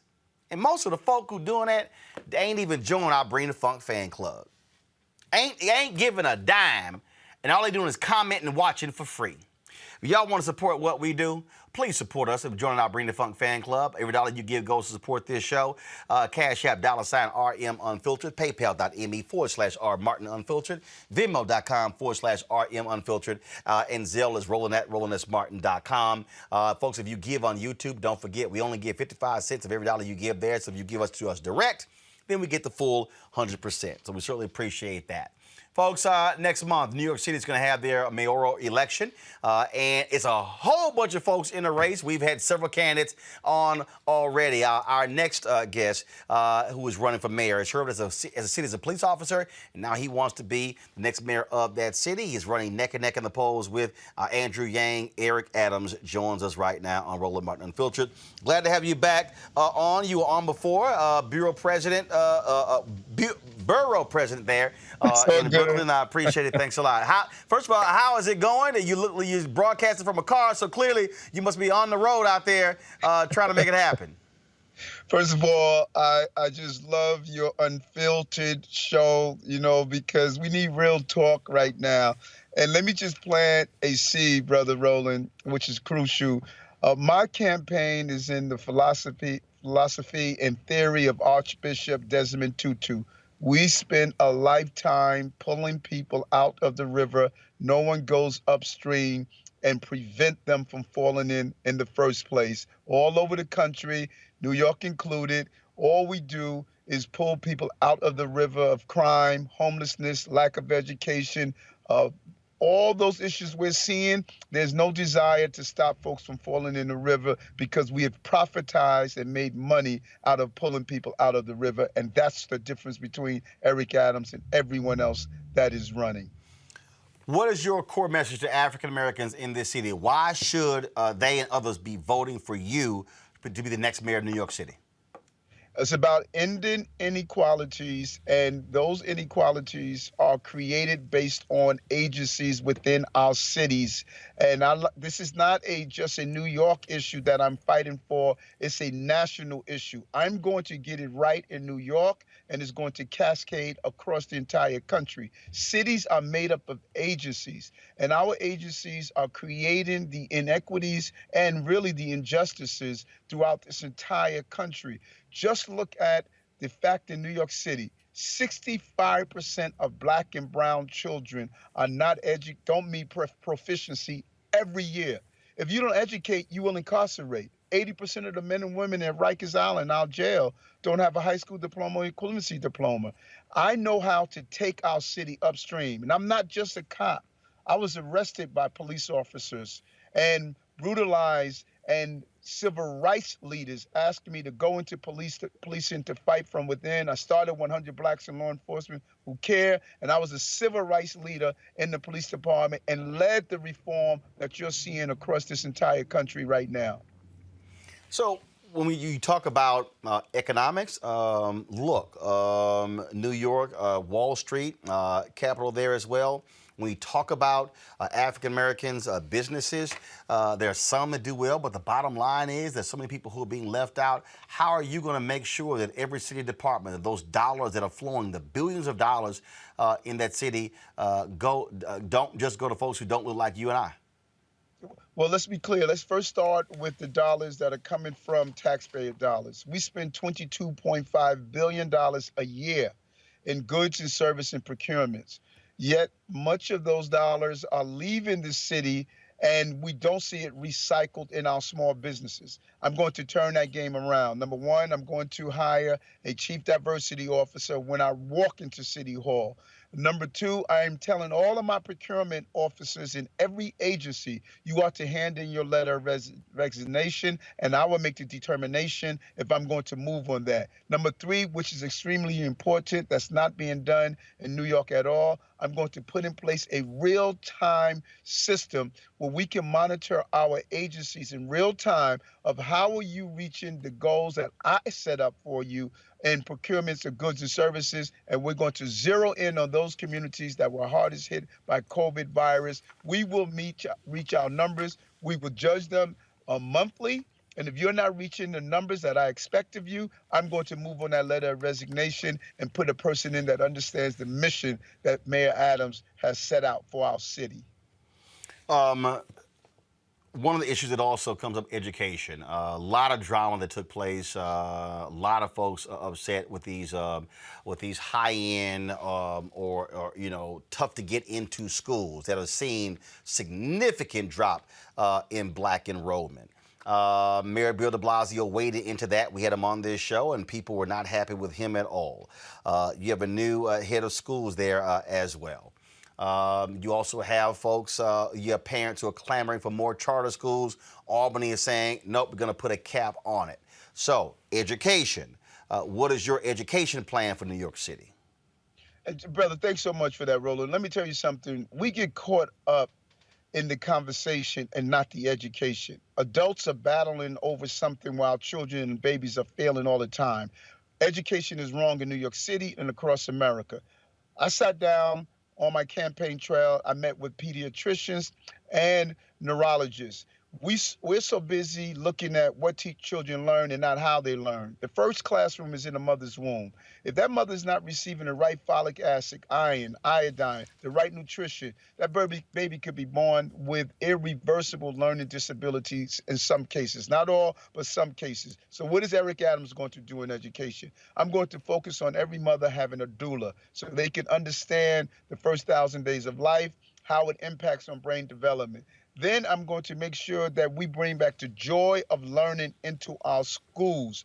Children can't be just academically smart. They must be emotionally intelligent and well-rounded, their full personhood. We're going to connect our careers with the curriculum. And I'm not focusing on just those 8 schools that you were talking about. Those are the specialized high schools. 8 schools We spend 90% of our energy on those 8 schools instead of looking at the over 500 schools that are failing our children every day. I told you the number, 65% of our children don't meet proficiency, black and brown children. 30% of the men and women who are incarcerated right now, Roland, are dyslexic. So why aren't we doing dyslexia screening? 55% have a learning disability. Why aren't we doing learning disabilities identification to give the support to parents so they don't end up incarcerated? Because we are downstream. I'm going to take my educational system upstream, everything from nutritional based healthy food to learning how the skills they need to leaning into vocational training, pathway to college. We need to change how we are educating our children. Right now, we're just schooling and not educating. Extended school hours, universal tutorial for every child that needs it. Looking at our summer months so we don't have the summer slides. We're doing the wrong education because we're still following an agrarian calendar and an outdated method that is not prepared for the deep into the 21st century. Well, look, we certainly look forward to see what happens in this race. I know you have to go. We certainly appreciate it. Thank you so very much, and look forward to having you back on the show. Thank you. Take care, Roland. All Stay right, thanks. unfiltered. Yes, sir. All day, every day. Take care. I appreciate it. Thanks a lot. All right, folks. That was, again, Eric Adams running for mayor of New York City. Hey, to the other candidates, Maya Wiley, I've been trying to reach you. Andrew Yang, we've been trying to reach you. Let's see, Scott Stringer. Who are some of the other folks, some of the top candidates? We've been trying to reach all of them. We ain't heard from none of them. Hitting y'all on Twitter, DMing, calling. So I'm just saying. Just saying. Y'all might want to holler back. And same thing here. Speaker Nancy Pelosi, we've been trying to get you on for a year. It's amazing how you ain't got no time for us. But Chuck Schumer been on 4 times in the last year. Every major Democratic presidential candidate been on. The previous head and the new head of the Democratic National Committee has been on. The old head of the DNC has been on. Numerous U.S. senators have been on, members of Congress. Why is it that Speaker Nancy Pelosi don't do black media? It's interesting. Just saying. I don't know what Nancy's scared about. I ain't gonna bite. But it's amazing you got lots of time for CNN, MSNBC, but you can't come talk to black media. So Eric Adams, I certainly appreciate you talking with us. Folks, Don Winslow put this video together. He sent it to me, and I want to go ahead and show this video. No, that's y'all should have it over there. He put this video together to show you Republicans in this whole thing, y'all, when it comes to January 6th. Now all of a sudden they are saying they're going to filibuster. They're going to filibuster, y'all, the creation of the January 6th Commission. Do y'all see? They're going to filibuster. Do y'all know how unbelievably stupid this is? Do y'all know how ridiculous it is that what they're doing? And I saw an item the other day. I got a kick out of this one, Avis. Joe Manchin. Joe Manchin is angry and upset that Republicans are sitting here threatening to filibuster. Really? Really? Is that what is that what y'all doing? Is that what we doing now? So this is the new video that Don Winslow put together. I'm gonna go ahead and play it. Control room, I got it. That I thought was pretty funny, y'all. Watch this. Mitch McConnell, Kevin McCarthy. Let's review. This is a dog. This is a cat. And this is a domestic terrorist attack. Any questions? Mitch. So, I mean, now check this out, y'all. I got to pull this up. So, if you want to hear a fool, Roy Blunt of Missouri. Roy Blunt, Missouri, was on Fox News with Chris Wallace on this Sunday. And If y'all want to hear something that is some of the most utterly ridiculous and shameful thing in the world, y'all gotta listen to what this fool had to say when it comes to why we should not be pursuing a commission. I mean, it's hard for me, y'all. It's hard for me to take these people seriously when they say some of the most idiotic stuff you've ever heard. But this one really, really and truly got me going when my man was sitting. Y'all, he literally laid out and offered up that, well, you know, just go ahead and play it. Are you that you're going to be able to block the creation of this commission in the Senate? Well, I think it's too early to create a commission, and I believe Republicans in the Senate will decide that it's too early to create that commission. You know, commissions often don't work at all, and when they do work, like the Simpson-Bowles Commission produced a good result, nothing happened as part of that result. The one commission that we generally think did work was the 9/11 Commission, Chris. I think I was part of putting that commission together. I think it was 14 months after 9/11, after all kinds of other information was out there for that commission to look at, before that commission got started. You keep talking about the 9/11 Commission. The two chairs of the 9/11 Commission, one Republican, one Democrat, they put out a statement this week, and here's what they said. They support creation of this panel, saying unity of purpose was key to the effectiveness of the group, the 9/11 Commission. We put country above party without bias. I don't think many people or anybody is saying that your committees can't do their work. The question is whether a commission, an independent commission, no members of Congress, could serve a useful function. And as you say, it may be a year from now before they come out. Can you honestly say, in opposing this commission, coming out down the line, that you're putting country above party? Well, I think, first of all, I think I said a minute ago what happened 9/11. Obviously, I meant what happened January 6th. Those are clearly, in my time in the Congress, the two seminal moments where the country, the capital city itself, under an attack that we wouldn't have anticipated. But I do think that the 9/11 Commission had a lot more information available to it when it started than this one would have. And we made a lot of decisions before the 9/11 Commission started that were important to further secure the Capitol, to further look at our intelligence failures. Right. We need to be doing all of those things. We'll see what my colleagues think, but there's been very little bipartisan discussion between the House and Senate on this topic. So Republican Senator Roy Blunt's response as to why... I'm really laughing. I'm really laughing, Avis. Because it's too soon. It's too soon. What was it too soon for all those Benghazi committees? Nope, apparently not. It's just one excuse after another excuse. The next thing you know, they're going to say, my dog ate my homework. It's just absolutely ridiculous. What's happening right here is that they don't want an investigation to show how deep the rabbit hole goes for a couple of different reasons. They don't want Beelzebub in Florida to be mad at them. They don't want his crazy ass minions to be mad at them.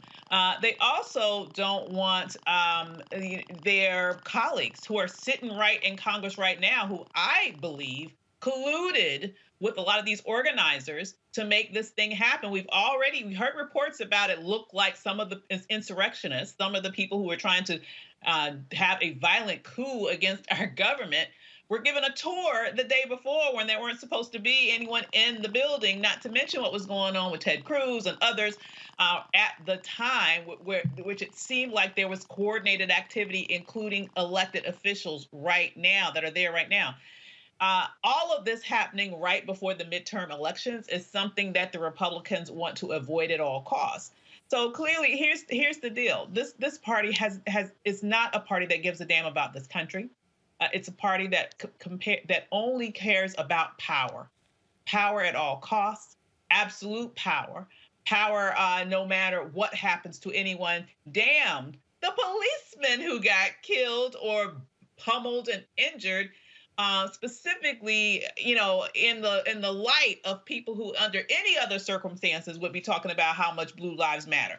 And so, what we're seeing here is just the same old thing where Republicans are trying to divert attention away from truth uncovering activity so that their coup approaching or affirming and behavior can be sort of can continue to go on in the dark as they continue to do anything that they can do in order to hold on to power. That's the whole deal. And this whole idea of, oh, no, there's so much more that we got to wait, we can learn more. Congo, isn't that the point of a commission? Absolutely, 100%. And what's ridiculous about what Blunt was saying was that, well, the commissions didn't really accomplish much and they didn't really make any real changes. Well, then you make sure that this commission has the power to implement the changes that didn't happen with the report that came from the 9/11 Commission. Look, at the end of the day, we have Capitol Police officers who still have to protect these guys who have issued statements saying this needs to be studied, who are being re-traumatized by these Republicans who are out there denying what actually happened to them. We're talking about police officers, as Dr. DeWeaver said, who were killed, but others who had parts of their fingers cut off, eyes gouged out, and the like. They're not getting any respect from these Republicans. And look, we understand that these guys were engaged and they're scared. And it was James Carville who said, we need to keep this in the front lines of the media every single day coming up into the midterms. And they're also scared of that. Look, these guys have never been about Blue Lives Matter. They've always been about retaining power.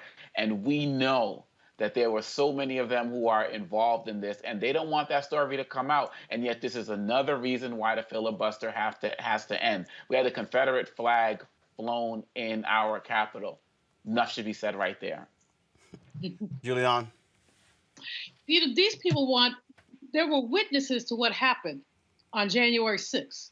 They were there in the Capitol building. Their lives were threatened. These police officers were protecting their monkey behinds to their own detriment. And for them now to say, oh, gee, nothing happened or wasn't that bad or we can wait. No, we can't wait.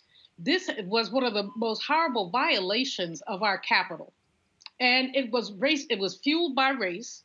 As Obakongo said, with a Confederate flag waving, but with a black police officer being threatened, use the N-word some 15 times towards him, et cetera, et cetera, et cetera.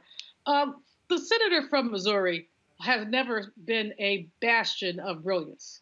Quite the opposite. And so we're not surprised by anything that comes out of his mouth. But what we need to be doing is saying this has to be studied. If Nancy Pelosi, who won't come on your show, but she should, but if Pelosi has to do it as a Democratic thing, then let's do it that way. But this must be studied. We must get to the bottom of it. Names must be called. There are members of Congress. Hello, Marjorie Taylor Greene. There are members of Congress who are complicit in this. And we know that they are, and that needs to come out. Absolutely. All right, folks, I got to go to a break. When we come back, new music by Hezekiah Walker, as well as his collaborator in the music, Jason Clayborn. That's next on Roland Martin Unfiltered. Hello, I'm Nina Turner. My grandmother used to say, all you need in life are 3 bones.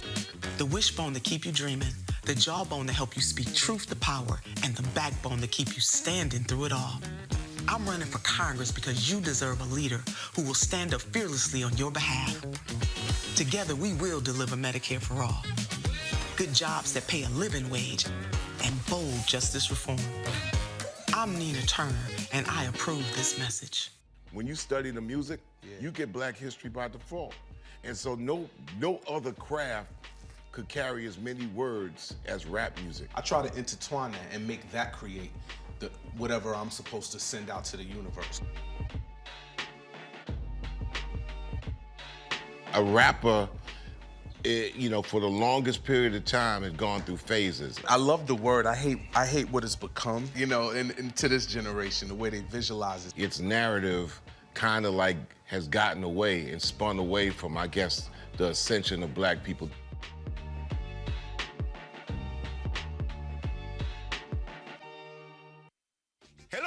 I'm Godfrey, and you're watching Roland Martin Unfiltered, and while he's doing Unfiltered, I'm practicing the wobble.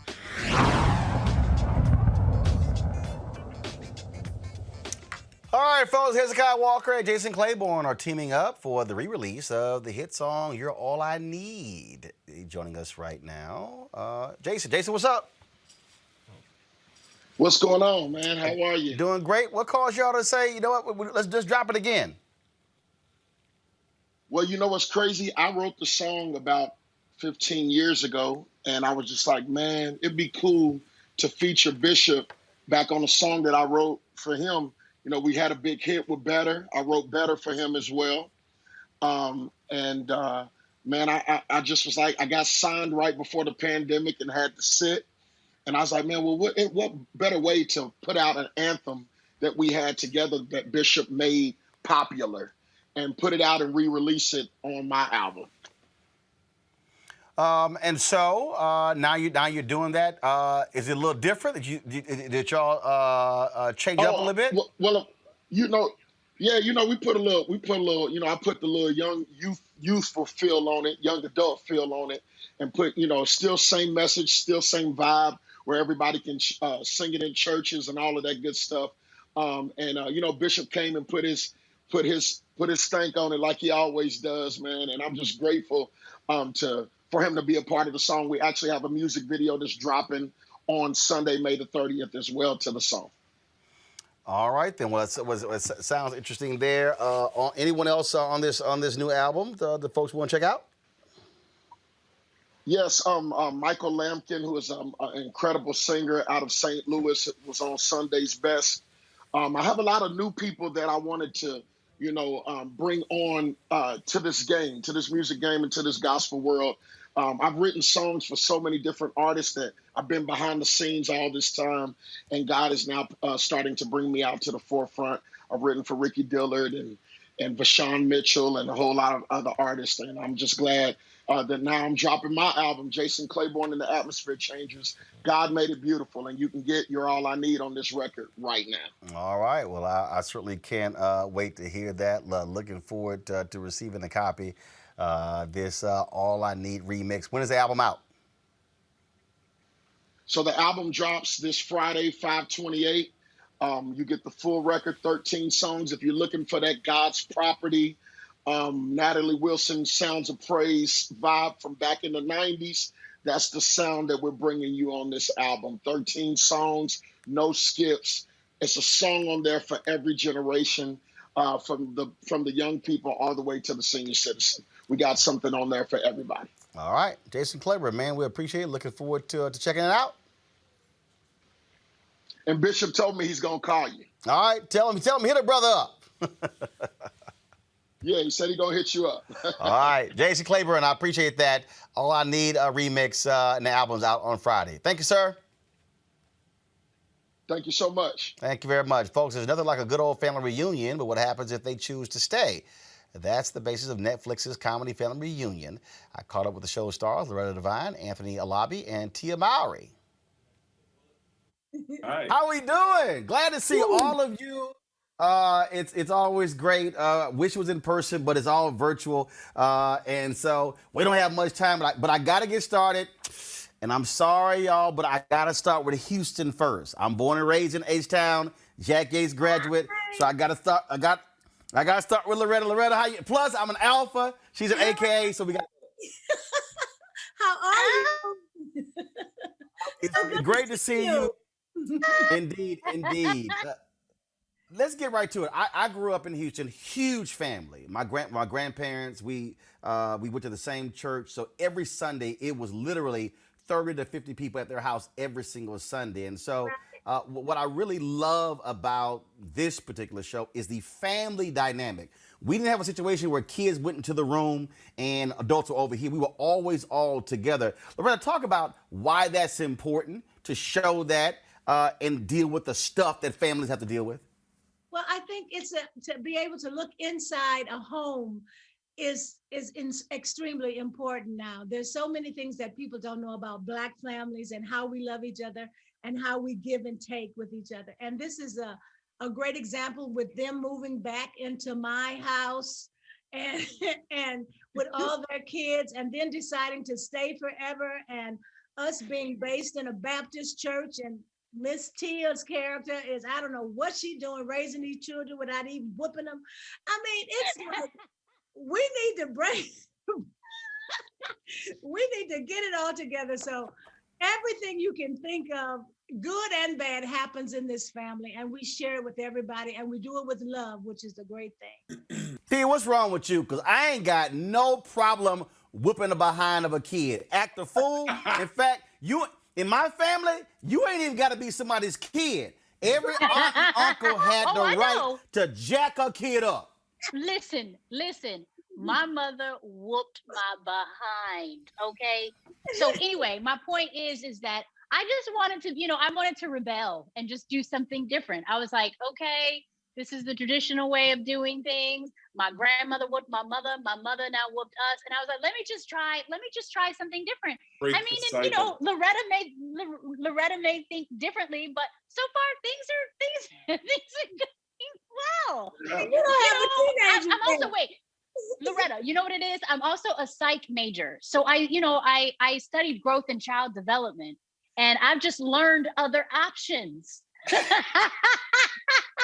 me, Anthony. Help me, Anthony. Yeah, Anthony. Yeah. I was whooped. My mom was Puerto Rican and my dad's Nigerian, so I definitely got whooped. I personally, my kids are 4 and 2, so they're little, right? Tia, you have little kids, so we don't know yet. I'm sure once they turn 15, 16, it's gonna be a lot easier to just smack them. Right? Too late. 15. Early. You got to do it early. You can't wait till 15. You wait till 15. 15, way too late. Are we filming this? Because this seems like an episode of Family Reunion, right? Again, look, my mama had 7 brothers and sisters, 42 grandkids, about 80 plus great grand. Trust me, kids got jacked up. But also what I appreciate, and granted, some people are like, oh my God, y'all talking about whooping. But the other piece is we dealt with stuff. We dealt with religion. We used to have these debates, and when you were a kid, if you wanted to jump into the debate, the adults let you, but you didn't get treated like a kid. So if your points was stupid and idiotic, you got smacked with your verbally with your points. So if you couldn't debate, don't step in here. Loretta, talk about again that importance of the conversations between family members together, as opposed to kids, adults, everybody separate, going your own way. Yeah, there was no separation, and the families were always loud. I mean, families, if you were in a really good, loving family, you had that volume. You could hear them, no, but this is my point, but this is my point, but this is how I feel. And I mean, everybody that could get in the conversation and hold their own, it was worth coming over for the food. See, Tia, when I was on CNN for 6 years, people say, man, you go hard on TV. I said, that ain't nothing. If you can survive the Lamont family debates, that's light work. Mm-hmm. Anthony, you had touched on this too about just, the family dynamic that we have on this show when it comes to parental guidance, right? It's about trying to find that balance with allowing our children to voice their opinion, to, do what they want to do, but then they're learning, by their own behavior and their consequences. It's not just all about us always just telling someone what to do. They have to go through it themselves. And I feel like it creates, independence. I love that with this show, we allow our children to have a voice, you know what I mean? And to stand up for whatever they feel or that they want to do. And no matter how Madeir guides them, with the belt, or if we just, guide them with an opinion, we let them be, and then they learn from that. And I think in my opinion, I think that's a great parenting tool. You can't always control your kids. They have to learn how to have their own independence and their own voice. And therefore, when they get out into the world, they have more weight and foundation into who they are as a person. And that's what matters. Anthony, she took all your time, but go ahead real quick. All good. Ditto what she said. I'm used to it. It's cool. All good. Well, look, Anthony, Tia, and Loretta, I certainly appreciate it. Yeah, Tia, you took all his time. They give me the rap. Anthony, like, can I say something? Please, no, you guys are good. I agree with you. What you said is perfect. That's it. Get that bite. Yeah. Bottom line is, my daddy said, when you get your own opinion, when you paying all your own bills. Yeah. Loretta, Anthony, Tia, I appreciate it. Look forward to the family reunion. Thank you so very much. You know, anyways, I do get a kick out of these folk who have this whole attitude. I'm serious. This is just me. I know some of these new wave, new folk. I'm sorry where I come from. If your ass ain't paying all your bills, I don't really know how these kids think they got an opinion. You know, I get to express myself. No, it's like you can do what I did. You can express yourself to your damn self when you in my room that you live in, but you don't get to express it back to me, to my face. Yeah, I don't know. I encourage my children. I think there's a different. You want to encourage children to be able to express themselves. And No, there's you a don't. difference between being disrespectful. No. You encourage them to express themselves elsewhere. My children have had excellent vocabularies and oratorical skills. I have a son who is a national oratory winner. That happens because from a very young age, he was expressing himself. No, Now, that of happens because his ass read. You made him go to sleep early. That means he did some homework. That's why that happened. So it's just real interesting to me as I watch folk today raise kids on Congo. And I just sit there and I'm like, I know your ass ain't just gonna let them just talk like that. Okay. I'm somewhere in between. I definitely with Dr. DeWeaver in terms both of y'all soft. But the kids also know that we don't play. At the same time, yeah, all right. Who's in charge? Do either one of y'all have a look? Absolutely. Of course. What is it? I have stopped people dead in the No. What? Hold up. What? Hold on. Right here. What's your look? Full screen, Henry. What's your? There ain't no damn look. That's called I'm curious. Congo, what's your look? That ain't no damn look. That say I'm constipated. Julian, go ahead, comment please on this. Well, first of all, my look takes my glasses off and looks straight at you like, don't you say another you know what word. But I don't necessarily think we have to whip children. I mean, we were whipped in enslavement. First of all, I wasn't talking just about whipping. I'm just simply saying them even running their mouths. Like, first of all, do y'all abide by the theory, this my room, when the kids say it? If your kid... hell no. Oh, hell no. Congo. You at my house. I remember having my nephews here one time, and the boy told me he deserved his privacy. I said, here's the mortgage. The month you pay mortgage, you get privacy. Until then, you up in my house. And that's just that. He called his mother and said, she won't let me have any privacy. She said, well, you in her house. Congo? I'm with that. What's mine is mine. It's my house. So, I'm with that 100%. All right. So, Avis, for your cheering, do you make it clear the phone they use and the Wi-Fi they own, that ain't theirs? Oh, absolutely. They understand that all of that stuff costs money. But, also, I have encouraged entrepreneurial ways. I have a kid who in second grade got sent to the office because he was selling paper airplanes. He was so good at selling paper airplanes on the playground that all the kids were spending their lunch money with him instead of spending it on lunch. So, it kind of encouraged entrepreneurial ways for my kids to be able to make their own money to get some of the things they wanted. Hey, all I'm simply saying is, what gets me with children, how they think we don't know what's disrespectful. Like we don't know what the hell. Oh yeah. Like we don't know what the side is, and the whole, the look off, like. Like when your ass, so let me go for y'all don't know. This what that means, when your ass gonna be done. See, we all know what that means. See, And so I'm telling you, look, all I'm saying, look, I get folk new, but I'm telling y'all, I'm a firm believer.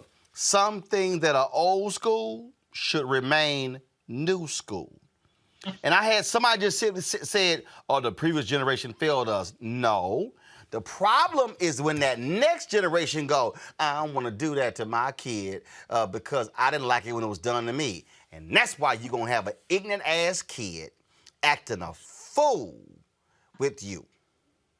You know, Roland, I had this aunt. She was a great aunt, my grandmother's sister. And I was sent to stay with her one summer. You see me rolling my eyes because that was hell. But that lady will whip you in the morning for stuff you contemplated doing. I mean, you get up in the morning and she's like, smack up. What's that for? Some devilment you're going to get into today? Oh, I was so grateful when that summer was over with. But did it keep you in line? Pretty much. Right. See, it's amazing how, it's truth be told, it worked. You know, it's amazing how that all always come out in the end there. All right, y'all can check out Family Reunion on Netflix. It's streaming right now.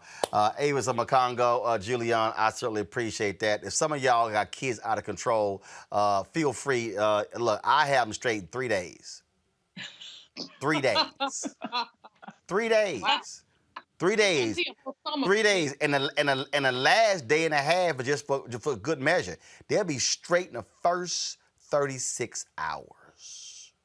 Oh my goodness. You better start charging for that. No, I'm trying to tell you. I ain't got a problem. Y'all don't understand. I will jack up. I never forget. Y'all, the true story. We were at my brother's house, and I asked his daughter to do something, and she was sitting about 10 feet in front of me. I said, turn TV down. And no, matter of fact, no, he was in the kitchen. That's how it started. He was in the kitchen. He was cooking, and he called her name, and she ain't moved. Now, I'm there. I'm reading the book, and I was like, then he called her name again. He called her name 4 times. And I was like, did he just call her name 4 times? Her ass didn't move. I was like, all right, this all new, because him and his wife had told me, they didn't spank they child. I was like, yeah, okay, I don't know what house she grew up in. I know what house you grew up in, and I don't know. But anyway, 4 times he called her name.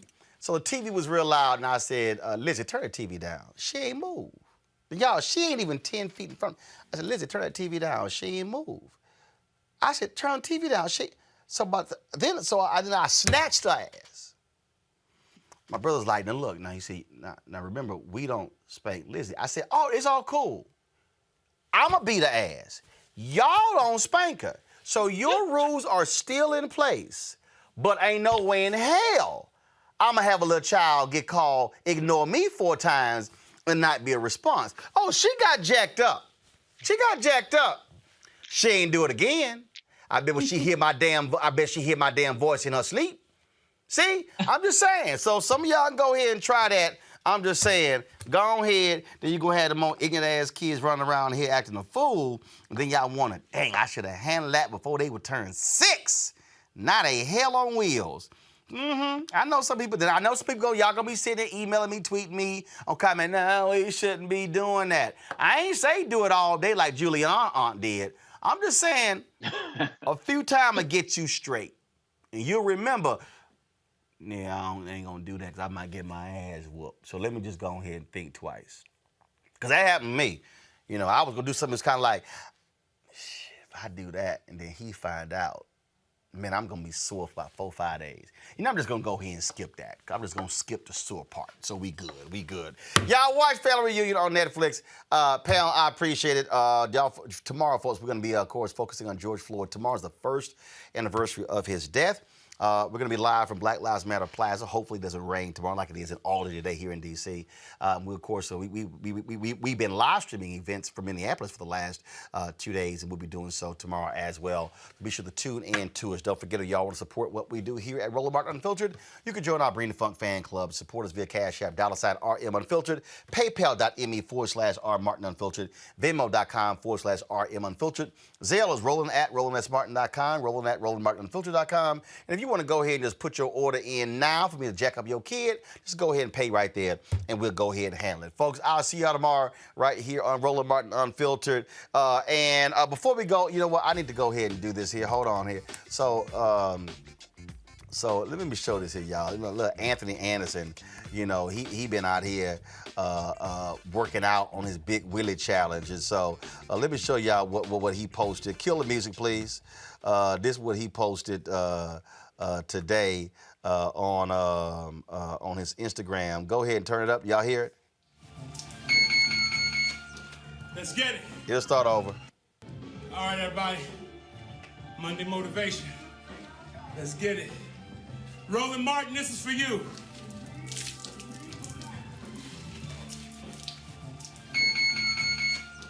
Let's get it. I don't know why in the hell he went in a trash bag just to sweat losing weight. Anthony, seriously? And I told Anthony, the reason he did that, y'all called me out, I told Anthony that he had a water bottle and he poured it down his shirt and then lifted it up to make it seem like he was sweating. He ain't fooling me, sitting here working out wearing some damn scuba gear. All right, y'all, I'm gonna see y'all tomorrow. Holla!